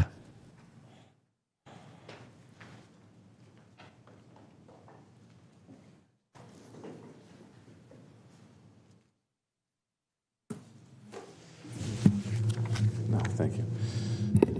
Good evening, Chair, members of the Commission. Jim Gillum, representing the applicant. I have been sworn. Appreciate you all taking the time this evening to hear this item, and I also wanted to acknowledge, since I know you'll want to disclose this later, that I appreciate all the time that you took to talk with us as the applicants about the project. Staff did a great job presenting, and it makes my presentation a bit shorter, but you'll still see some of the redundancy in the slides. I'll try and skip over things that I don't feel I need to emphasize. So the project solar facility on Dillard Road, we call it the Slough House Solar Project, is, as Jessica mentioned, a 50 megawatt facility. It helps fulfill the SMUD need of 1,600 megawatts for their 2030 plan. This particular slide has a bit of information on it, but really what I want to highlight here is that the project does, and I'm emphasizing here, avoid all of the prime farmland that is on the site. That is one of the siting criteria that the county requires and that we take very seriously.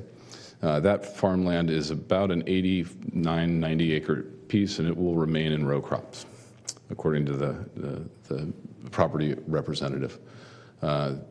Anyway, so I was going to say they have a lease on it. I think it's kind of self-explanatory. This particular slide about the project objectives, again, is very much in keeping with what Jessica told you. Here, I'd like to point out that the project is not only serving the SMUD 2030 net zero carbon plan, but it also is in consistence with the California Environmental Clean Energy Transmission Plan, as well as the county's climate action plan that we're informing the siting for this project.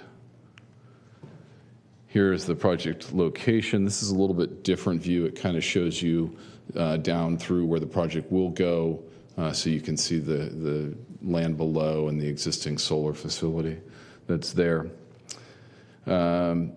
Again, to sort of zone in on something that Jessica talked about, but I want to put a finer point on it. This is allowed by the general plan as well as the zoning of the property. It is not requesting a rezone. You may hear that from some people that are concerned about what might happen here in the future. We are not changing the underlying ag zoning, so this does not open up new uses that aren't allowed today in the future. This is a timeline, and it is really, again, repetitive of what Jessica said, but I do want to point out a couple of things that weren't in our presentation because they were things that the applicant did. Yes, we submitted this in January of 2021.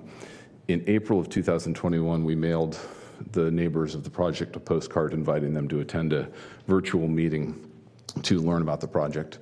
We also put up a website with information about the project so that people could go there and contact us if they had questions. That was a good meeting. It was held virtually because we were coming out of COVID and people weren't gathering.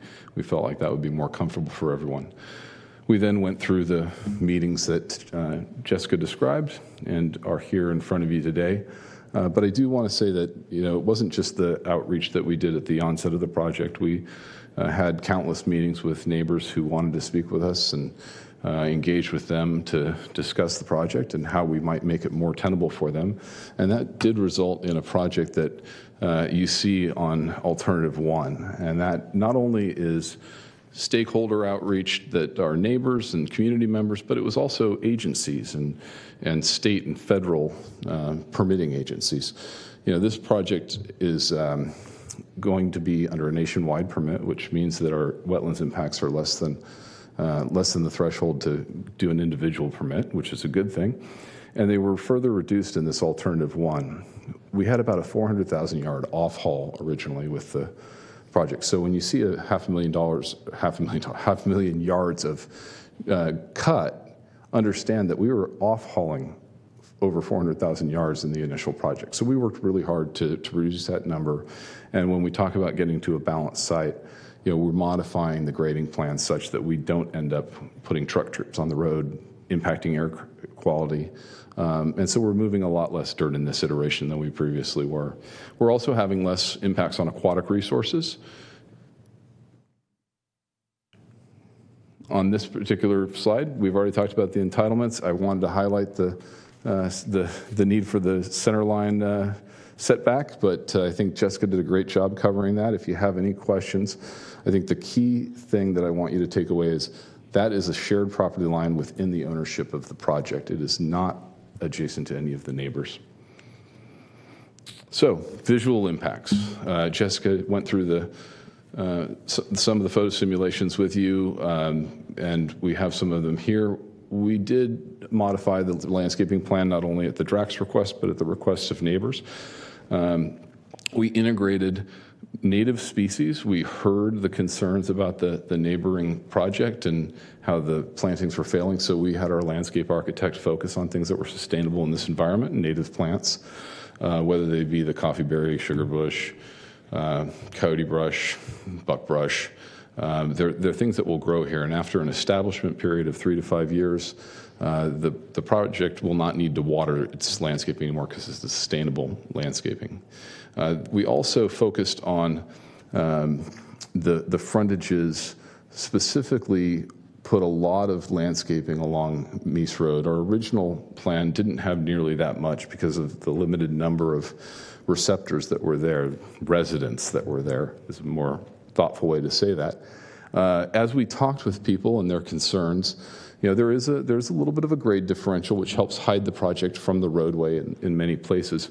But we did hear a real concern, and so we enhanced the landscaping here, not only to have the oak thicket, but also to have a significant amount of these orange lines that you see in front of the red lines. And those are the faster growing shrubs that will take on the landscape screening in the early years of the project until the oak thickets come to a more significant fruition. As Jessica mentioned, we also did extend the landscaping along Dillard Road. On the graphic to the left, you see the bright green line that makes a curve with the fence line of the plan. It's important to note that the distance between the roadway and the end of that hedgerow, where we discontinue the landscaping and just rely on the distance from the roadway taking up much of the visual interest of the driver by, is 300 feet. It's a football field away before we discontinue the landscaping. And in one of the photo simulations you saw from Meese Road and Dillard Road, you could see on the right side of that, and I have it here if we want to put it up on the overhead later, I'm happy to. You saw sort of, I'm sorry, I didn't wait long enough to close this. You see in the bottom of the Meese Road representation an orange line and a red line. What you were seeing on the right side of that photo simulation was that as you got closer to the arrays driving up Meese Road, you saw on the right side of that the landscaping that was adjacent to the project as you got closer on Meese Road. So again, you're looking at a fairly significant distance from, if you're looking at the big graphic on the left, where the laydown area notches out from the project site, it covers that whole area. So as you're driving down Meese Road, what's most adjacent to the roadway is screened by landscaping. Fire mitigation, the Sacramento Metropolitan Fire District has reviewed the fire access plan that we've provided and indicated that they are in agreement with utilizing this exhibit for conditioning of the project. The access to the project by the fire department will occur in 2 locations that give them access to the backside of the project, and we'll be installing 3 10,000-gallon tanks for use by the fire department for wildfire fighting, either here or nearby the project, so that if they're out and they don't want to go back to a more permanent water source, they can come to the site and get water. All right, so alternative one not only enhances the landscaping and reduces the grading, but it also seeks to avoid impacts to aquatic resources and habitat. We've also used the engineering techniques to reduce the terraforming, and we're incorporating an ag management plan that I'll talk about a little bit later. But we've also, as a part of the ag management plan, planned to regrade the site after the construction, I should say recondition the soil after the construction. We'll strip it away, and I'll get into that later, and replace it. But we're also increasing the storage within the floodplain by grading out an additional 0.1 acre feet of storage. So 1.1 acre feet of storage, if I can get my nomenclature right. Sorry about that. So the ag management plan, as I mentioned, we're avoiding the prime farmland, preserving that opportunity for someone to farm in row crops or whatever crops they feel are most appropriate down there. We'll let the market decide. And then there's areas outside the project that are suitable for grazing, and that can continue outside the fence line of the project. As I mentioned, we will be in the grading operation removing and preserving the topsoil so that it can be replaced after the grading is complete, and then the project will be constructed. Well, during the construction of a project, I'm sure you can imagine that there's a lot of activity that'll trample upon the soil and make it pretty hard. So what we're going to go through and do is decompact the soil and prepare it for planting. We're going to plant a sheep forage with pollinator-friendly habitat so that we can sustain grazing operation during the life of the project and allow the soil within the project to retain vegetation, which helps with all sorts of erosion concerns that might otherwise be problematic for projects. We found that this is a new trend in solar, and we're very pleased to bring it to Sacramento County. All right, so the emissions benefits. This is a slide that talks about the benefits of the project in other ways, things that would otherwise happen if the power for this facility weren't available. I won't go into detail, but you can take a look. So the project is a 50 megawatt project. It'll deliver 130 million kilowatts per year. Help Sacramento County and SMUD meet the goals that we talked about earlier. It exists within agriculture and continues grazing within the project. It's going to provide local economic benefit, specifically meeting the goals of the county's plans, and it will be adhering to the strict environmental, fire, and life safety regulations. These are just some fun graphics for us to think about as we conclude the presentation, and I'm happy to answer any questions you have. I'm checking my notes that I was, one other thing. The roads I was talking about that are specific to fire are fully fire-rated roads. They're going to have to achieve the 80,000-pound fire apparatus requirements. There will be a need for some gravel roads within the project, but not all the project roads get accessed in wet weather, and most of them don't get access very frequently. Probably pretty similar to the breaks around the outside of the properties during fire season that you see today. We're not driving on them all the time. Maintenance after construction is fairly limited. So happy to answer questions now. Also would like an opportunity to come back up after a public testimony to provide additional information that may be appropriate. Thank you, Mr. Gillum. Questions for the applicant this evening? I'll throw you on here. I saw some comments about just the nighttime construction. Could you talk about what the nighttime construction would consist of? So we don't anticipate nighttime construction, but the county does provide those mitigation measures in the event that we're behind schedule and need to engage in it. So if we're in the event that we are running behind schedule and need to do it, we'll have to take the precautions to ensure that the noise doesn't exceed certain limits, and it's pretty self-explanatory in the regulations what we have to do. I can't imagine that it would. There are some challenging things to achieve if you're trying to do grading at night, and so I'm not sure that we'll be doing that activity. But if we do, we'll have to we'll have to adhere to the mitigation measures associated with it. So since it's not part of the plan, I don't have a specific activity that I can point to. I can't say that the electricians will only be tying things at night and cutting it back in. So I wish I had a more complete answer, but it's not something that we're discussing. Okay. And then I think my only other was just kind of trying to get it sorted out in my own head about the original proposed project versus the alternative one. Obviously, there was less acreage impacted. It looks like primarily that northwest corner that was kind of removed. But as far as the other changes that allowed that, was it changes in grade? Can you just kind of walk me through? Sure. Just kind of the 3 or 4 top changes which drove that shift. Sure. When we originally envisioned the plan, it was early on in our investigation of the site.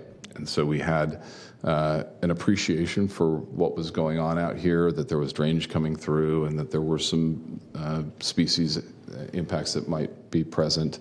But as we got deeper into the project and we heard concerns about the habitat and concerns about some species impacts that might be towards the river, we pulled back a little bit in that area. We also looked at ways that we could reduce that off-haul, because that popped as a big concern. You know, a 400,000 yard off-haul creates a lot of greenhouse gas emissions. It creates a lot of impacts to roadways, which we'd be responsible for fixing. You know, so there's not just the environmental impacts, but there's also financial impacts associated with it. So we looked at the grading plan, and we looked at the technology that we were utilizing for the solar facility and the criteria which you had to achieve to make that function correctly. So we started looking into alternative tracker systems that allowed more significant slopes to be remaining after the project was built. You know, it used to be, I think, like a 5% or a 2% slope. It was pretty pancaked. And we heard some concerns at the CPAC and from the public about what would the site look like at decommissioning. Would it be just a flat land? And there's some nice hills out there right now. So we started looking at that and determined that we could do better. And so we increased the grading tolerances through finding technology that would tolerate it. And we also pulled back from some of those wetland features. Provided a more substantial buffer. While the staff shows the entire area within the solar project as being impacted, when we look at it from a permitting standpoint, we're spanning a lot of features that can remain, and so we've reduced our aquatic habitat impact significantly by reducing the amount of soil disturbance and pulling back that footprint. And then I guess I have one other kind of follow-up question on that. I saw in your pictures, the sheep standing underneath the solar arrays. With those changes in the solar arrays, is there actually light getting down underneath the solar arrays to where you expect that all to be growing in the wet season? Yeah, we do. There is light that gets in the ground, and the sheep forage is substantially. I'm not going to say it's 100% of what we would get otherwise, but it grows substantially.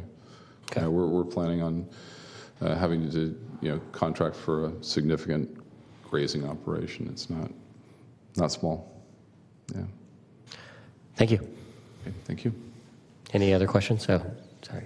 Commissioner Corona-Sabagnano? Yeah, I was going to ask about the emission benefits. So these numbers here are for this project specifically in Sacramento County, or is this equivalent to other projects, some of the benefits seen? The equivalency is for the 50 megawatt project. Yeah, the one that we're proposing. Okay. And is there any requirement, or I guess maybe not requirement, but is there any reason to believe that these benefits would not come to fruition, or that the benefit would go elsewhere outside of Sacramento County? So this is the benefit that would come to utilizing the power within the SMUD grid. So if we don't build the projects, the SMUD wouldn't get the power from this project, so they wouldn't inure. Okay, so but the relationship with, or the contract with SMUD is done, solidified, there's no. Yeah, we have a for power purchase agreement the with life SMUD. of- okay. Yeah, for the life of the project. Okay. And so if this project doesn't move forward, SMUD will be 50 megawatts less into their inventory. And they're looking for 1,500. It's every one counts. And that goes to the size of the project. We're trying to utilize the property, to limit how many projects we have to do. And one of the things that's critical is that we've got site constraints, and we've worked with those site constraints, balancing the interests of the environment with the interest of SMUD's need to have power. And so we've come up with a project that does hit the 50 megawatts that fit into the 69 kV circuits that are out and across the street from the project. The circuits don't have unlimited capacity.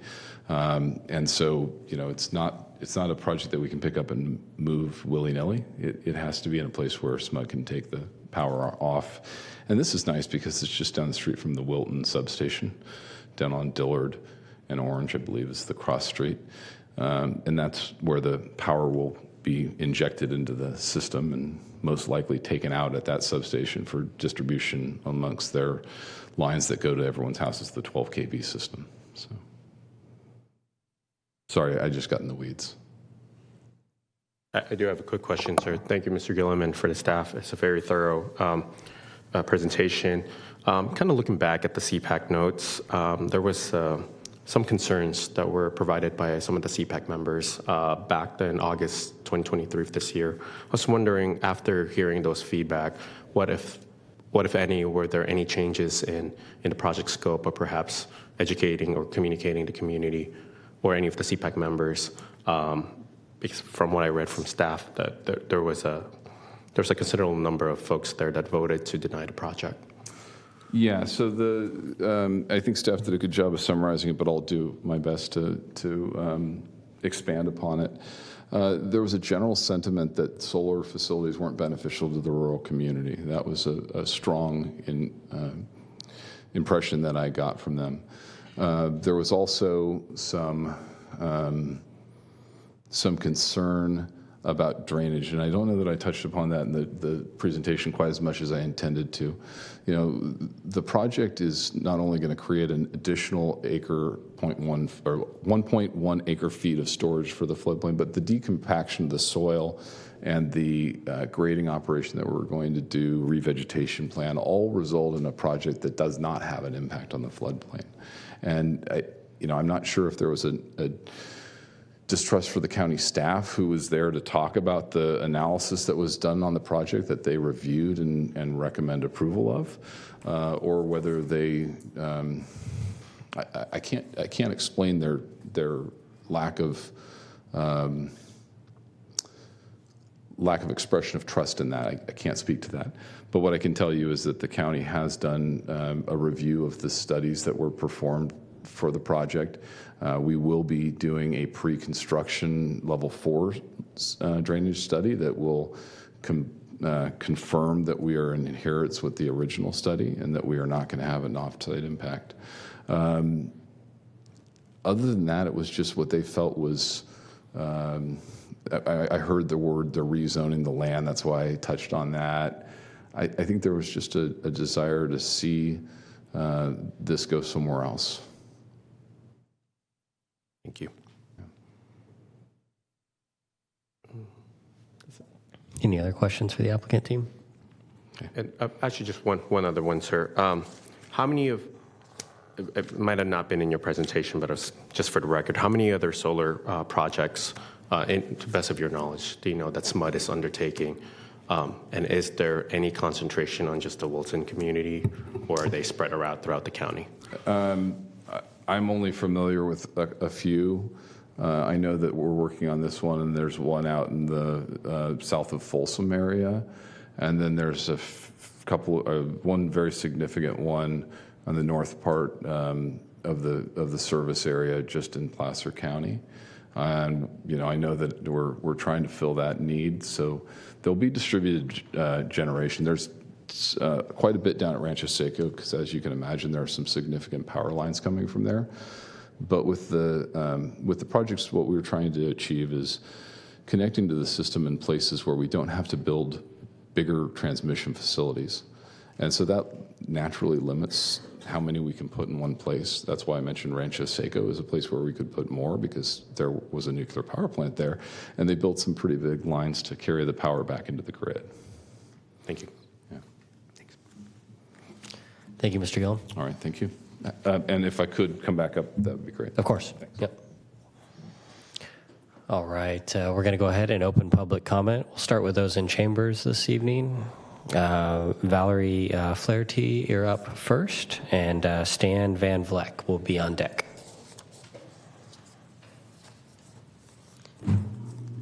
Okay, take two, Valerie Flaherty. I have been sworn in. I have grown up in Sacramento, lived here most of my life. I think we all know here to accomplish the renewable and sustainable energy goals we've been talking about for the past 20 years, we must build more solar projects like this. We must tap into this natural resource. I hope we all take advantage of this opportunity in front of us. And I don't know if I need to say this because I think everyone here is pretty aware that solar energy provides environmental and economic benefits to entire communities. And I hope Sacramento becomes a leader in solar. And I hope you take advantage of this opportunity. And that's it for tonight. Going to keep it short. Thanks. Thank you so much. Mr. Van Vleck, you're up, and Andrew Grundeman, you're on deck. Good evening, Mr. Chair and Commissioners. My name is Stan Van Vleck. I've been sworn in. I'm here on behalf of my family. We're supporting this project.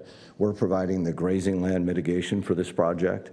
And I'm pleased to say we've actually been a partner of the county on these type of projects since 2016 and 17 when they approached us and they said, we want to preserve your ranch for two primary reasons. One, you have phenomenal habitat and we would like to preserve that. Secondly, you are located as a linchpin between the areas of Rancho Marietta and beyond that with Deer Creek Hills, and below that, the Gill Ranch.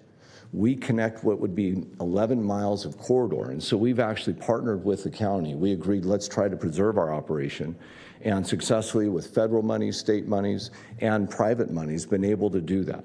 And this is actually one of the key linchpin projects, so we'll be doing that preservation. And when you take a look at the biology, we have a mile frontage of the Cosumnes River. So again, as you're looking at the impact here of the Cosumnes, they're moving over to areas where there's Cosumnes. We have 400 acres of irrigated pasture. So again, irrigated pasture, similar to what's there. And importantly, we have 9 square miles of land that is being preserved, so it's one of the largest private reserves that this project promotes. So you're actually looking at a positive agricultural value that this county identified in 16 and 17 and said, let's protect it. And also it preserves a functioning agricultural business. I'm pleased to say we've been in business in this community since 5 years before Abraham Lincoln was elected president. And we want to be here 200 more years. And part of that is being able to be part of projects like this and be able to expand. We're actually looking at these acreage for in 35 years. We would love to have the opportunity to come in and potentially buy that or lease it if we can't afford to be able to buy it. So this really creates opportunities in the future for other people in agriculture as well, because this preserves ag for the long haul. Thank you very much, and I appreciate it. Happy to answer any questions that you have. Thank you, Mr. Van Vleck. Appreciate it. Mr. Grundeman, and then I've got Rob Gross-Glauser on deck. Good evening, Commissioners and Chair. My name is Andrew Grundeman. I've been sworn in. I have on the note that I was on behalf of Protect CEQA, but Protect CEQA is a nonprofit group that's concerned about compliance with CEQA, and we have no issue with this project. Or the reason I wanted to speak tonight is my background was farming and ranching, and I'm from originally out in the Bruceville, Franklin area, which there's been solar projects out there probably 10 to 15 years, and I think ultimately part of one of our family properties now has solar on it. I was involved, that's our family. However, I have to say, overall, they're very good neighbors. The concerns that we have of some of the concerns I saw voiced just don't lie. They just don't lie. They provide cover, they provide feed area for wildlife, and overall, I'm going to throw a few things in here that I think are important, though. The county declared a climate emergency and needs projects like this. I believe the projects all out there in the Franklin area are also SMUD projects. It's being built around a pre-existing solar array. It's not breaking new territory or new ground, and SMUD is really being a leader, probably nationwide, in providing photovoltaic power. And that's all I really need to say. Thank you, Chair. Thank you for coming tonight. And we've got Rob Grossglasser. Mr. Grossglasser.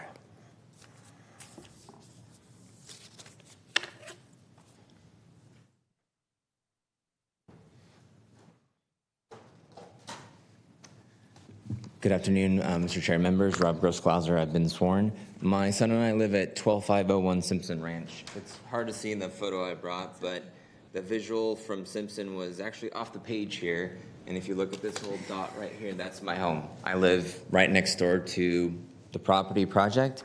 And here is a photo from my kitchen sink. So I'll be the one staring at the project.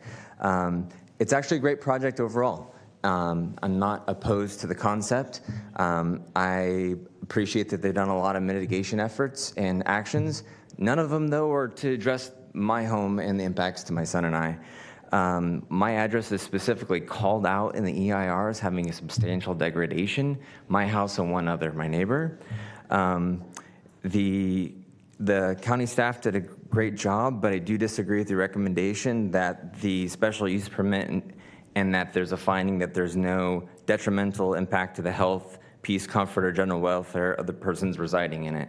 The glare report that was included is all about an FAA standard for aviation, not for individuals such as a young boy growing up with multiple hundreds of acres staring at her home when the sun's going across the way.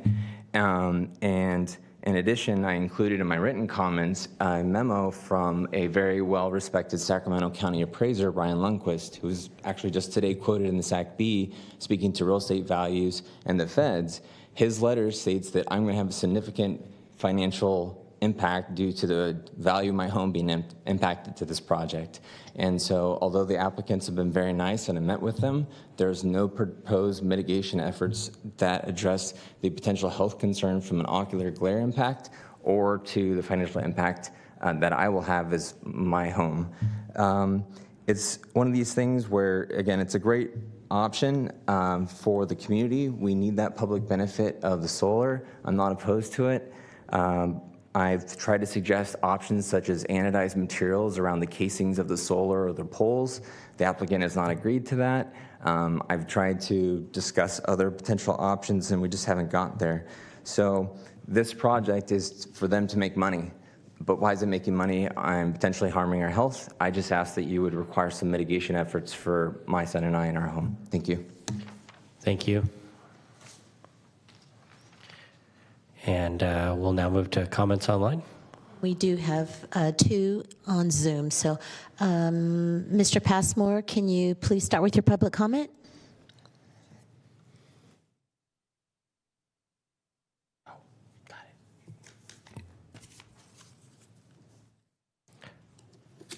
I think I have you. Hi, I'm here. Can you hear me? Yes, we can hear you. Go ahead, please. Terrific. Planning Commission, thanks so much for the time to hear me. I too realized that this project would be transformational. My name is Michael Passmore, and I am probably definitively have the largest exposure to the project in a linear fashion. We have over a half mile of linear exposure to it. I am a local rancher and adjacent to the project directly. My ranch is directly across Mesa Road, primarily from the project. I want to highlight that the applicant has been very responsive to my questions and concerns about how the project would be handled and its agricultural value. Landscape-wise, specifically, they have responded in a manner in which we're looking at screening across Meese Road from the project, and agriculturally, specifically to the grazing aspect of the project, they're looking at a substantial agricultural project there that would maintain the value of that project site there. So what has begun with some skepticism has really transformed into a positive outlook on the project for our community. And I welcome your comments and questions to me, given my proximity and exposure to the site. Thank you. And will Christy please start with your public comment? Thank you. Actually, my name is not Christy. My wife signed in on her phone, so thank you. My name is Michael Day, and I'm a resident. And I'm also a person that's involved in the energy industry, but I have no impact on this project. I have no relationship with it. And to be honest, in a slightly tiny amount, this project is a competitor of mine. But I thought that I could bring a few ideas out that should be considered. I'm involved in renewable energy, and there's very large ideas from a public policy standpoint that we really need to consider to a greater degree. First off is the location of assets compared to the load. When you try to put something that's a large utility scale renewable energy project on the distribution grid, it's a different animal than when you put it on the transmission grid hundreds of miles away. The farther and farther you are away from the load, the greater your line losses will be.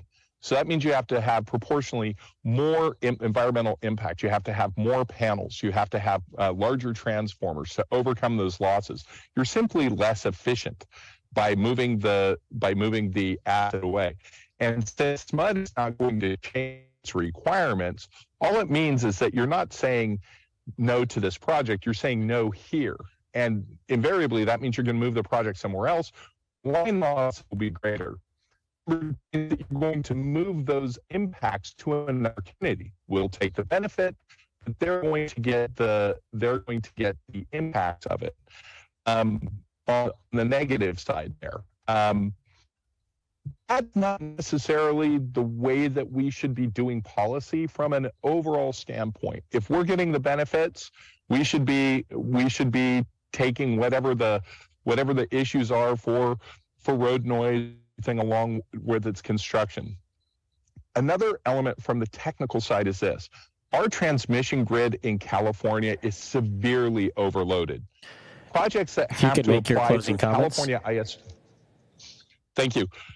We have limited amount on the transmission grid. This is local. It feeds resilience. This is a great local project, and we should be doing more of these projects locally. Thank you. Thank you. That concludes your public comments for this item. All right, I have one more that I messed up. He was commented on the second project, so Cole Spake. Hi, I'm Cole Spake. I've been sworn. I'm just here tonight also as a supporter of this project. I think it's a great, like that guy said, a great local project in the community. I go to school in the community. I've worked there, and I drive up and down Dillard Road quite often, and I just think it seems like a great location for this. I think when we're moving forward in solar and in sort of clean energy in general, and I think that when the utility providers are able to save money, we're able to save money, and they're able to make more energy, and I just think that's great all around. And especially with solar being, as we move forward, just going to be even bigger. And I think we have a great opportunity here. When I read the staff report and from the presentations that were given, it seems like very, very thorough, and everything's been covered pretty well. And it just seems like the information there is pretty well covered. So I'm all for preserving farmland, and it seems like they've done just that. And they've already seemed to have done a great job mitigating the grading issues and the water. So I'm in support of this project, and thank you for your time. Thank you. All right, that concludes our public comment for this evening. At this time, we'll request the applicant come back up and address the public comments.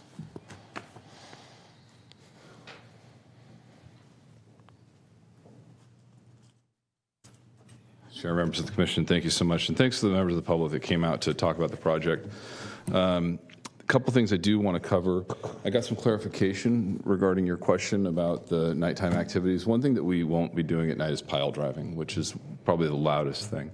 Might be some grading as the project's under vertical construction, I'll call it. You know, after the pile driving is done, it's a relatively quiet operation, and you know, people would be out mounting panels, doing electrical work. So I got a little bit of clarification for a slightly better answer for you. Hopefully, if you have any questions, you'll follow up with me on it.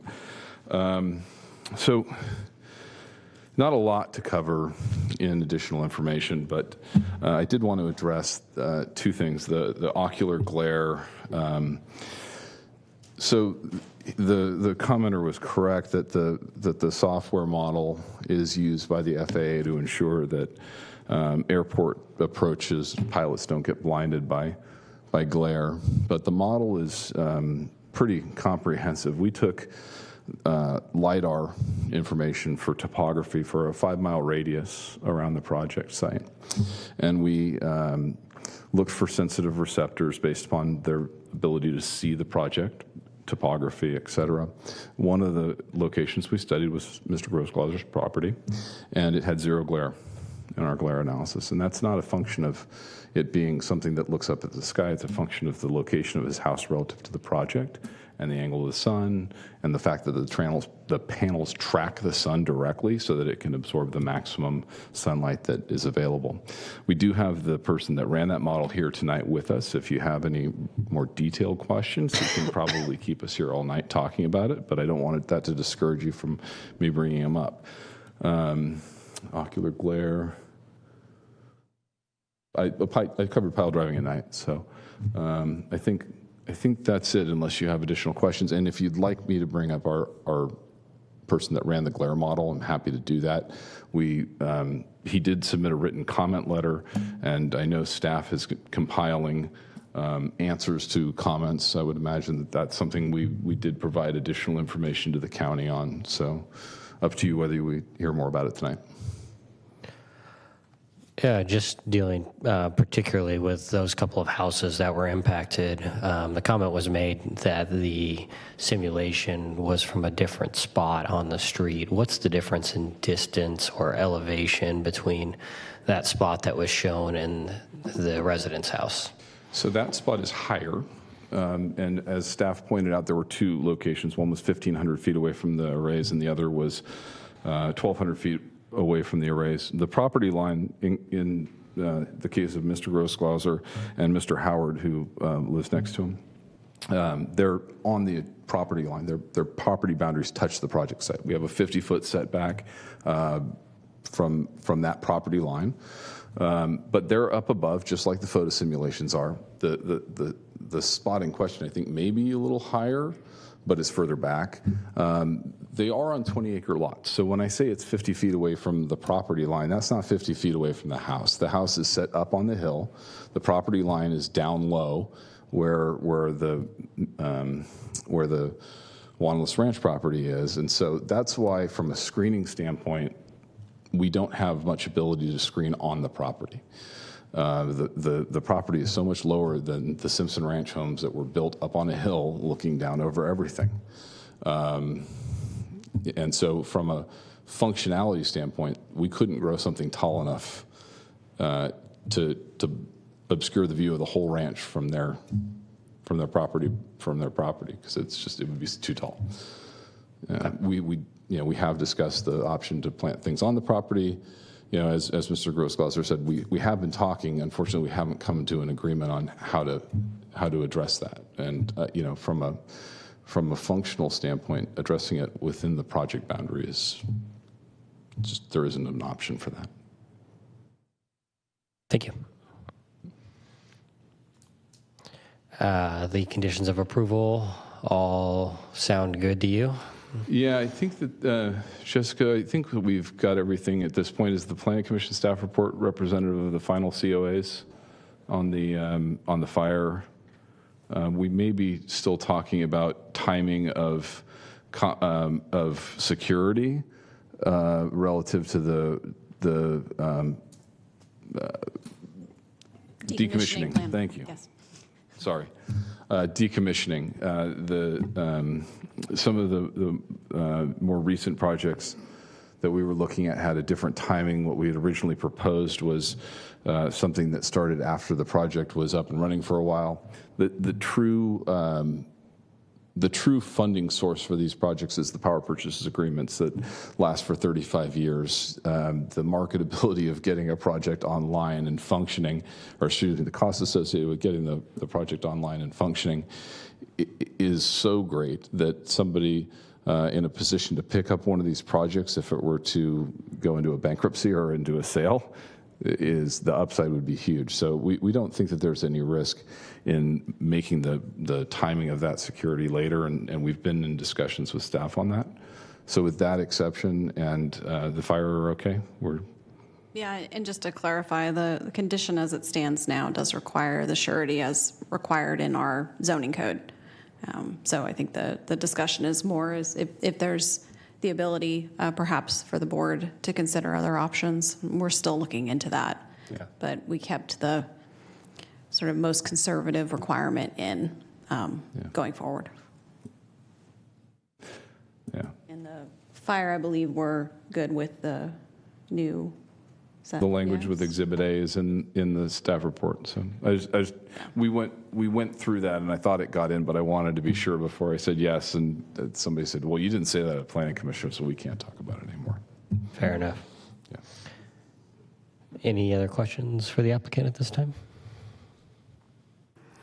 Sorry, to go back to the adjacent property owners, was there any landscaping? I know you said that none of the landscaping will fully 100% cover, but was there any proposals given to the property owners there that could give partial coverage, some alleviation to their concerns? Nothing within the project site, because again, it's not possible. We did talk with them, and we're discussing what could occur on their property.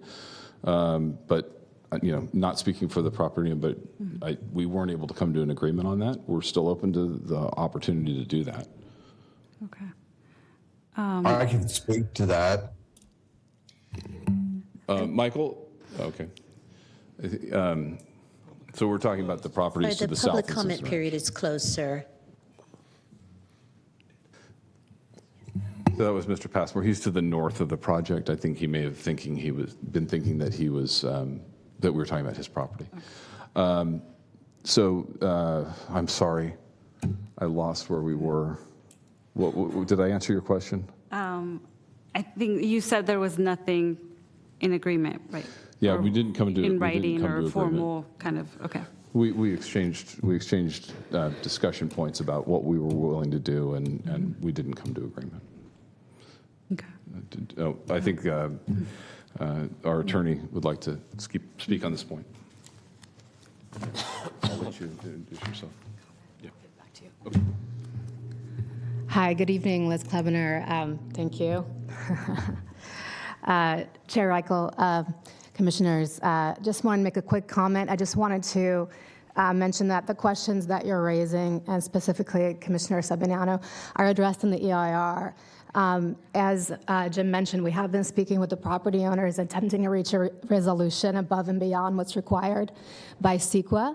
But for purposes of CEQA, staff is recommending that the impacts, the aesthetic impacts, be found to be less than significant. And the reason for that is because of the screening that's recommended as a mitigation measure in the EIR. So I just wanted to make that clarification. Oh, pardon me. Liz Klebener, and I have been sworn. Thank you. Thank you. Okay. So that in terms of CEQA, we understand, Right, that we're that. there, but we are trying to work with the neighbor to come up with something that could break up the view shed for them. Right. We're No, still open to that. yes, I understood that from the materials, from your presentation, the staff presentation. I guess I'm just thinking in terms of a good neighbor, right, approach. You are going to be a neighbor, well, not you, but, the project yeah. to the adjacent property owner. So I was just trying to understand what further conversations have happened and could happen, what type of agreement. I mean, I think, some of the landscaping that you're providing on the other side won't cover 100%, but might appease or lessen the concern of the homeowners on this side. So that was kind of my questioning, yeah. Yeah, I appreciate that. We have expressed and continue to express a willingness to discuss this. Okay, thank you. Okay, thank you. Any other questions for the applicant this evening? All right. Thank you, you very Mr. much. Gill. I got a question for staff. Do we allow grading at night?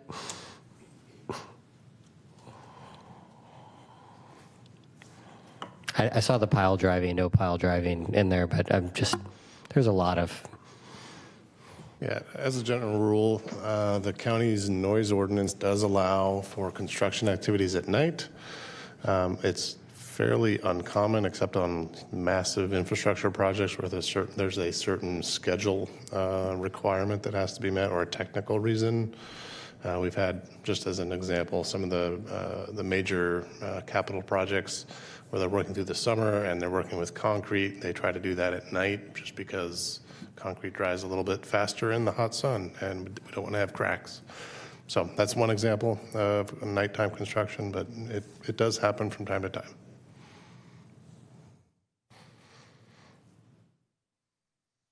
All right. Any other questions for staff this evening? Anyone want to kick us off on discussion? I'll be happy to kick us off on discussion this evening.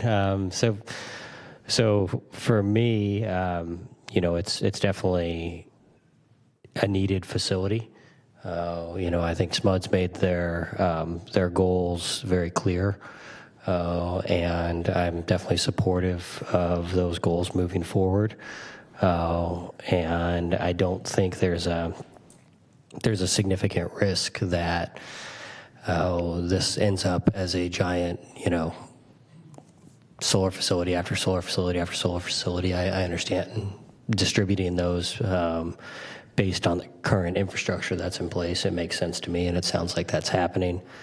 I also think of this conditional use or this use permit as being similar to an ag environment. There's low traffic trips. There's no noise. So the comparison to an industrial space or industrial use, I don't think is fair. I think it is more of an ag use. And it's consistent with what's in our code right now. So I'm supportive of the project, and I'm happy to make a motion for staff recommendation. I'll second the motion. Anyone like to discuss or comment before we call for the Yeah, vote? sorry, can I ask staff another question? Of course. Just looking at the graph here, it seems, and maybe I'm looking at it incorrectly, but it seems like where there is a home close to even the existing solar facility, it seems like there's a larger setback than the 50 feet. Am I looking at that correctly, or? Are the home to the actual solar panels, or the property boundary? The property boundary. The project area, especially along the Simpson Ranch side, does kind of jog in and out. The minimum would be that 50 feet. You can see that it does come in and out from that. So there would be some that would be set further back up to 50. It's a little bit challenging because it's such a large site that the scale is hard to really get a, I think, grip on, what it's really going to look like. I don't know if that's kind of what you're going. Yeah, I'm looking at the existing solar facility that's there now, and it appears that there's a property there, and it kind of goes like that, further, the setbacks further in. Let me take a look. My computer decided not to work anymore. Can we maybe pull up? Maybe attachment 1.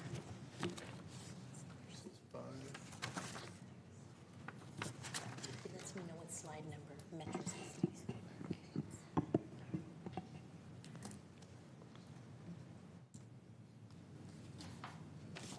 I believe the setback for the existing site may be more of a function of avoiding wetlands than visual setback. You can see on attachment 1, the aerial imagery, the first page, there's a little bit of blue right in the middle of that sort of, the green. I don't know for sure. We'd have to go and take a look at how those boundaries were determined at the time. But that would be my guess on that one. Okay. And the project itself, this project tonight is also avoiding that area, so.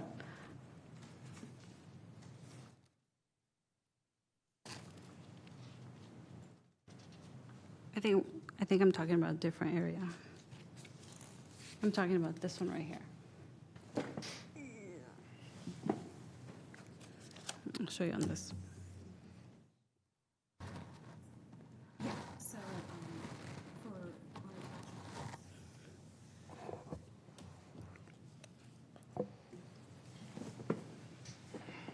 So at the southwest corner of the southwest parcel, there's a sort of a carve out and kind of a little peninsula on the existing solar facility. And underneath that peninsula, there you can see that there's a house on the adjacent property to the south. It looks like, just looking at the aerial imagery, that there is a set of wetlands in that area in between the house and where the solar is. And so my assumption, without diving into that past approval, is that it was more to avoid the wetlands and not as much to reduce visual impact. But again, just kind of putting that together from the exhibits. We could certainly look at the past approvals and get back to you on that one, if you'd like, yeah. Yeah, thank you. I guess I agree with you on the meeting our climate goals and that this is important for the county. I was pleased to hear that the agreement with SMUD is solidified, that the energy produced is going to stay here in the county. I guess I'm just a little bit concerned with there not being an agreement with the property owners on this side of, I don't know, I think it's not straight, but the homeowners on this side, and making sure that they have some sort of mitigation. I understand that we can't cover it 100%, but I think just some coverage, some progress towards meeting their concerns, I would feel more comfortable with. Those are just kind of my initial thoughts on this one. Thank you, Chair. Echo the same sentiment, and for transparency, I met with both the project applicant and some of the neighbors that have expressed their concerns regarding the project. I really wish SMUD was here because they have, in essence, by agreeing to a power purchase agreement, would have essentially kind of, and all their 2030 plans, put us in a very in a challenging predicament, and I do respect all of their goals, but to balance kind of community concerns with what we do need as far as power and all of our renewable goals kind of moving forward. And from what I've heard from the applicants, that there is a continued commitment to at the very least address any of the concerns by the surrounding neighbors who have brought what I think are real questions or concerns, or even at the very least potential legal challenges kind of moving forward. And I think that I would really recommend the applicants to continue those conversations. I think it's a good project, but at the same time, Commissioner Sabignano, I think you're right that we have to be good neighbors.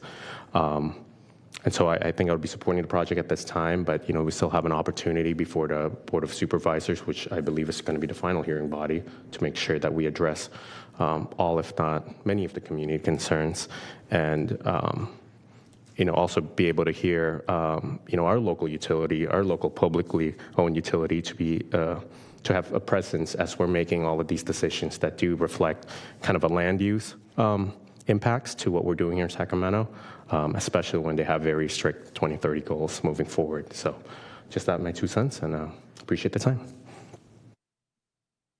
Mr. Chairman, I would just want to disclose that I did meet with representatives of the project. And I do want to just comment, I understand the desire to be good neighbors, and I think that's an important piece for any applicant to be doing that. I do think the challenge in this one, though, is that the mitigation potential efforts are not really on the property itself. It would have to be on the adjoining neighbor's property, and I don't know that we could, in my mind, actually compel those decisions beyond the project boundaries themselves. I'm thrilled that they're willing to work together, but I don't know how to say you will plant trees or shrubs on someone else's property. I don't know how to do that. So we can condition what is on their property, in my mind, and we can say you must do those things. But other than encouraging the applicants to continue to work together and to find some sort of opportunity where both parties want it, other than what we could do on their property, but as I think the applicant stated, there is no ability to put shrubs or trees that would be high enough to actually visually block from their property line out there. So I am supportive of this project. I think it's something we need to move forward with. I think it meets all of our climate goals and supports our renewable energy, which we are, and I would say almost in my opinion, desperate need of more renewables across the state, and especially here in Sacramento region. And I think this complies with everything that we're trying to strive for in the future.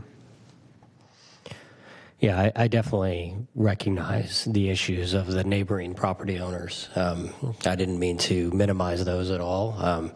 And I totally recognize that also with the topography, it's very, very tough to mitigate those. And I think, one way that I think of is something that is very, very tall, right? And it's like, that's got just as big of a visual impact as having a 50 megawatt solar field in your distance, right? So I don't think the mitigation would be any better than seeing the project. So definitely encourage continued discussions and dialogue around how the best way to do that is.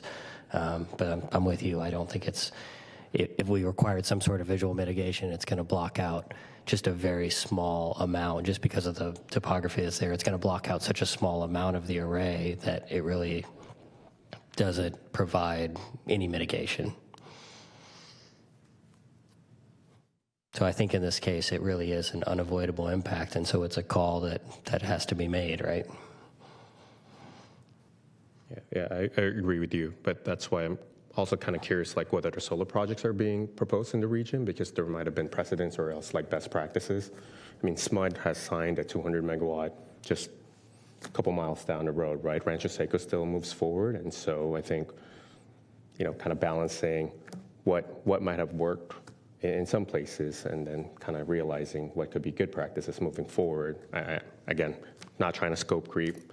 We're discussing this 50 megawatt project, but hopefully, as the applicants have mentioned, there's other efforts all throughout the region that perhaps there's, again, good guidelines and good practices on how they're able to address those concerns and still be able to get the project moving forward.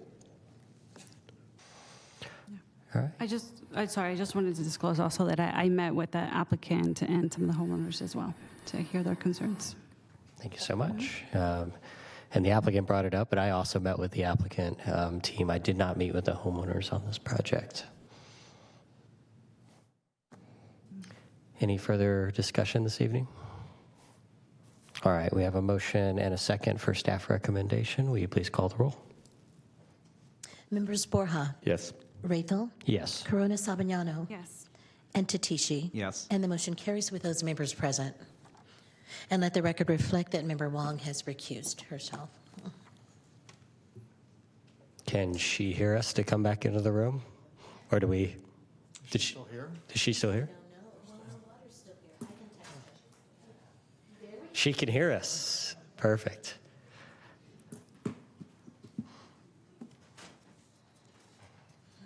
All right, we will move on to the planning director's report. All right, good evening. Todd Smith, your planning director, here with a brief report. I think Jessica may have mentioned this last time, but one of our follow-up items is a report back to this commission regarding 7104 Santa Juanita. We do anticipate that coming back for the November 13th Planning Commission hearing. There's been a lot of activity on our side, staff, not just planning, but building and site improvements and permits section, working through the enforcement details. The other thing I want to mention is we do have some full agendas coming up, the last 3 hearings of the year. In fact, our next agenda is very full, particularly with the one item being continued, but the following 2 after that are also looking very busy, so buckle up. It's the end of the year. It always happens. That's the way it is. And since we do have a full commission tonight, I believe Lydia had polled for the 13th, and it sounded like we do have everyone planning to attend for that night. I was asked to see if perhaps people know their schedules for the 27th. And if we have anyone that knows they will not be able to make November 27th, which is basically the Monday after Thanksgiving. So, I'll be in attendance. okay. I won't be here. Okay. Anyone else know one way or another? I will not be in attendance on the 27th. All right. I will be. All right. Oh, I'll be here. Okay. Thanks. Thank you all. So we have 3. Yeah.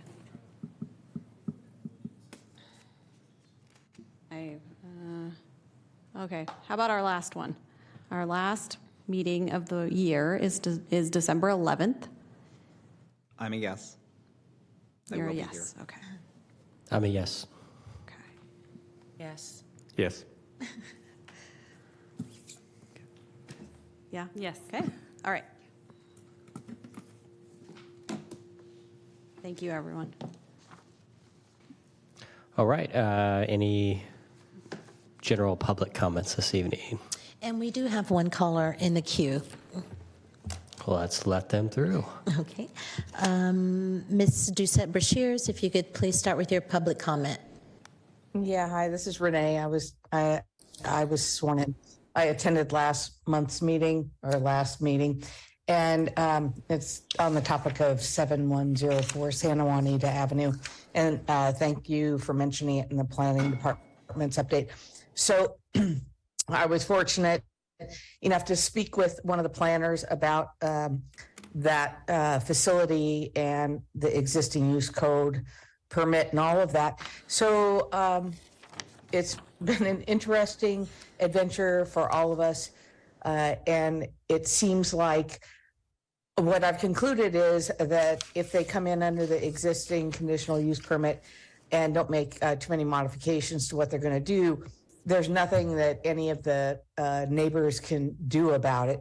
And just from a high level perspective, it's interesting that the law says that there's no revisiting any of the findings or conditions, even though the conditions have changed and findings would be different. And so I guess I want you guys, if you can, to look at it at a higher level of saying, you know, more of these supportive living centers are going to be coming in, and I'm sure they'll come in just like this one's coming in. And, you know, there's the world keeps changing, and to be able to go in under a permit that was, brought in 97 or whatever seems pretty insane to me, that, one doesn't reevaluate anything, and one cannot reevaluate anything. That's what the law says.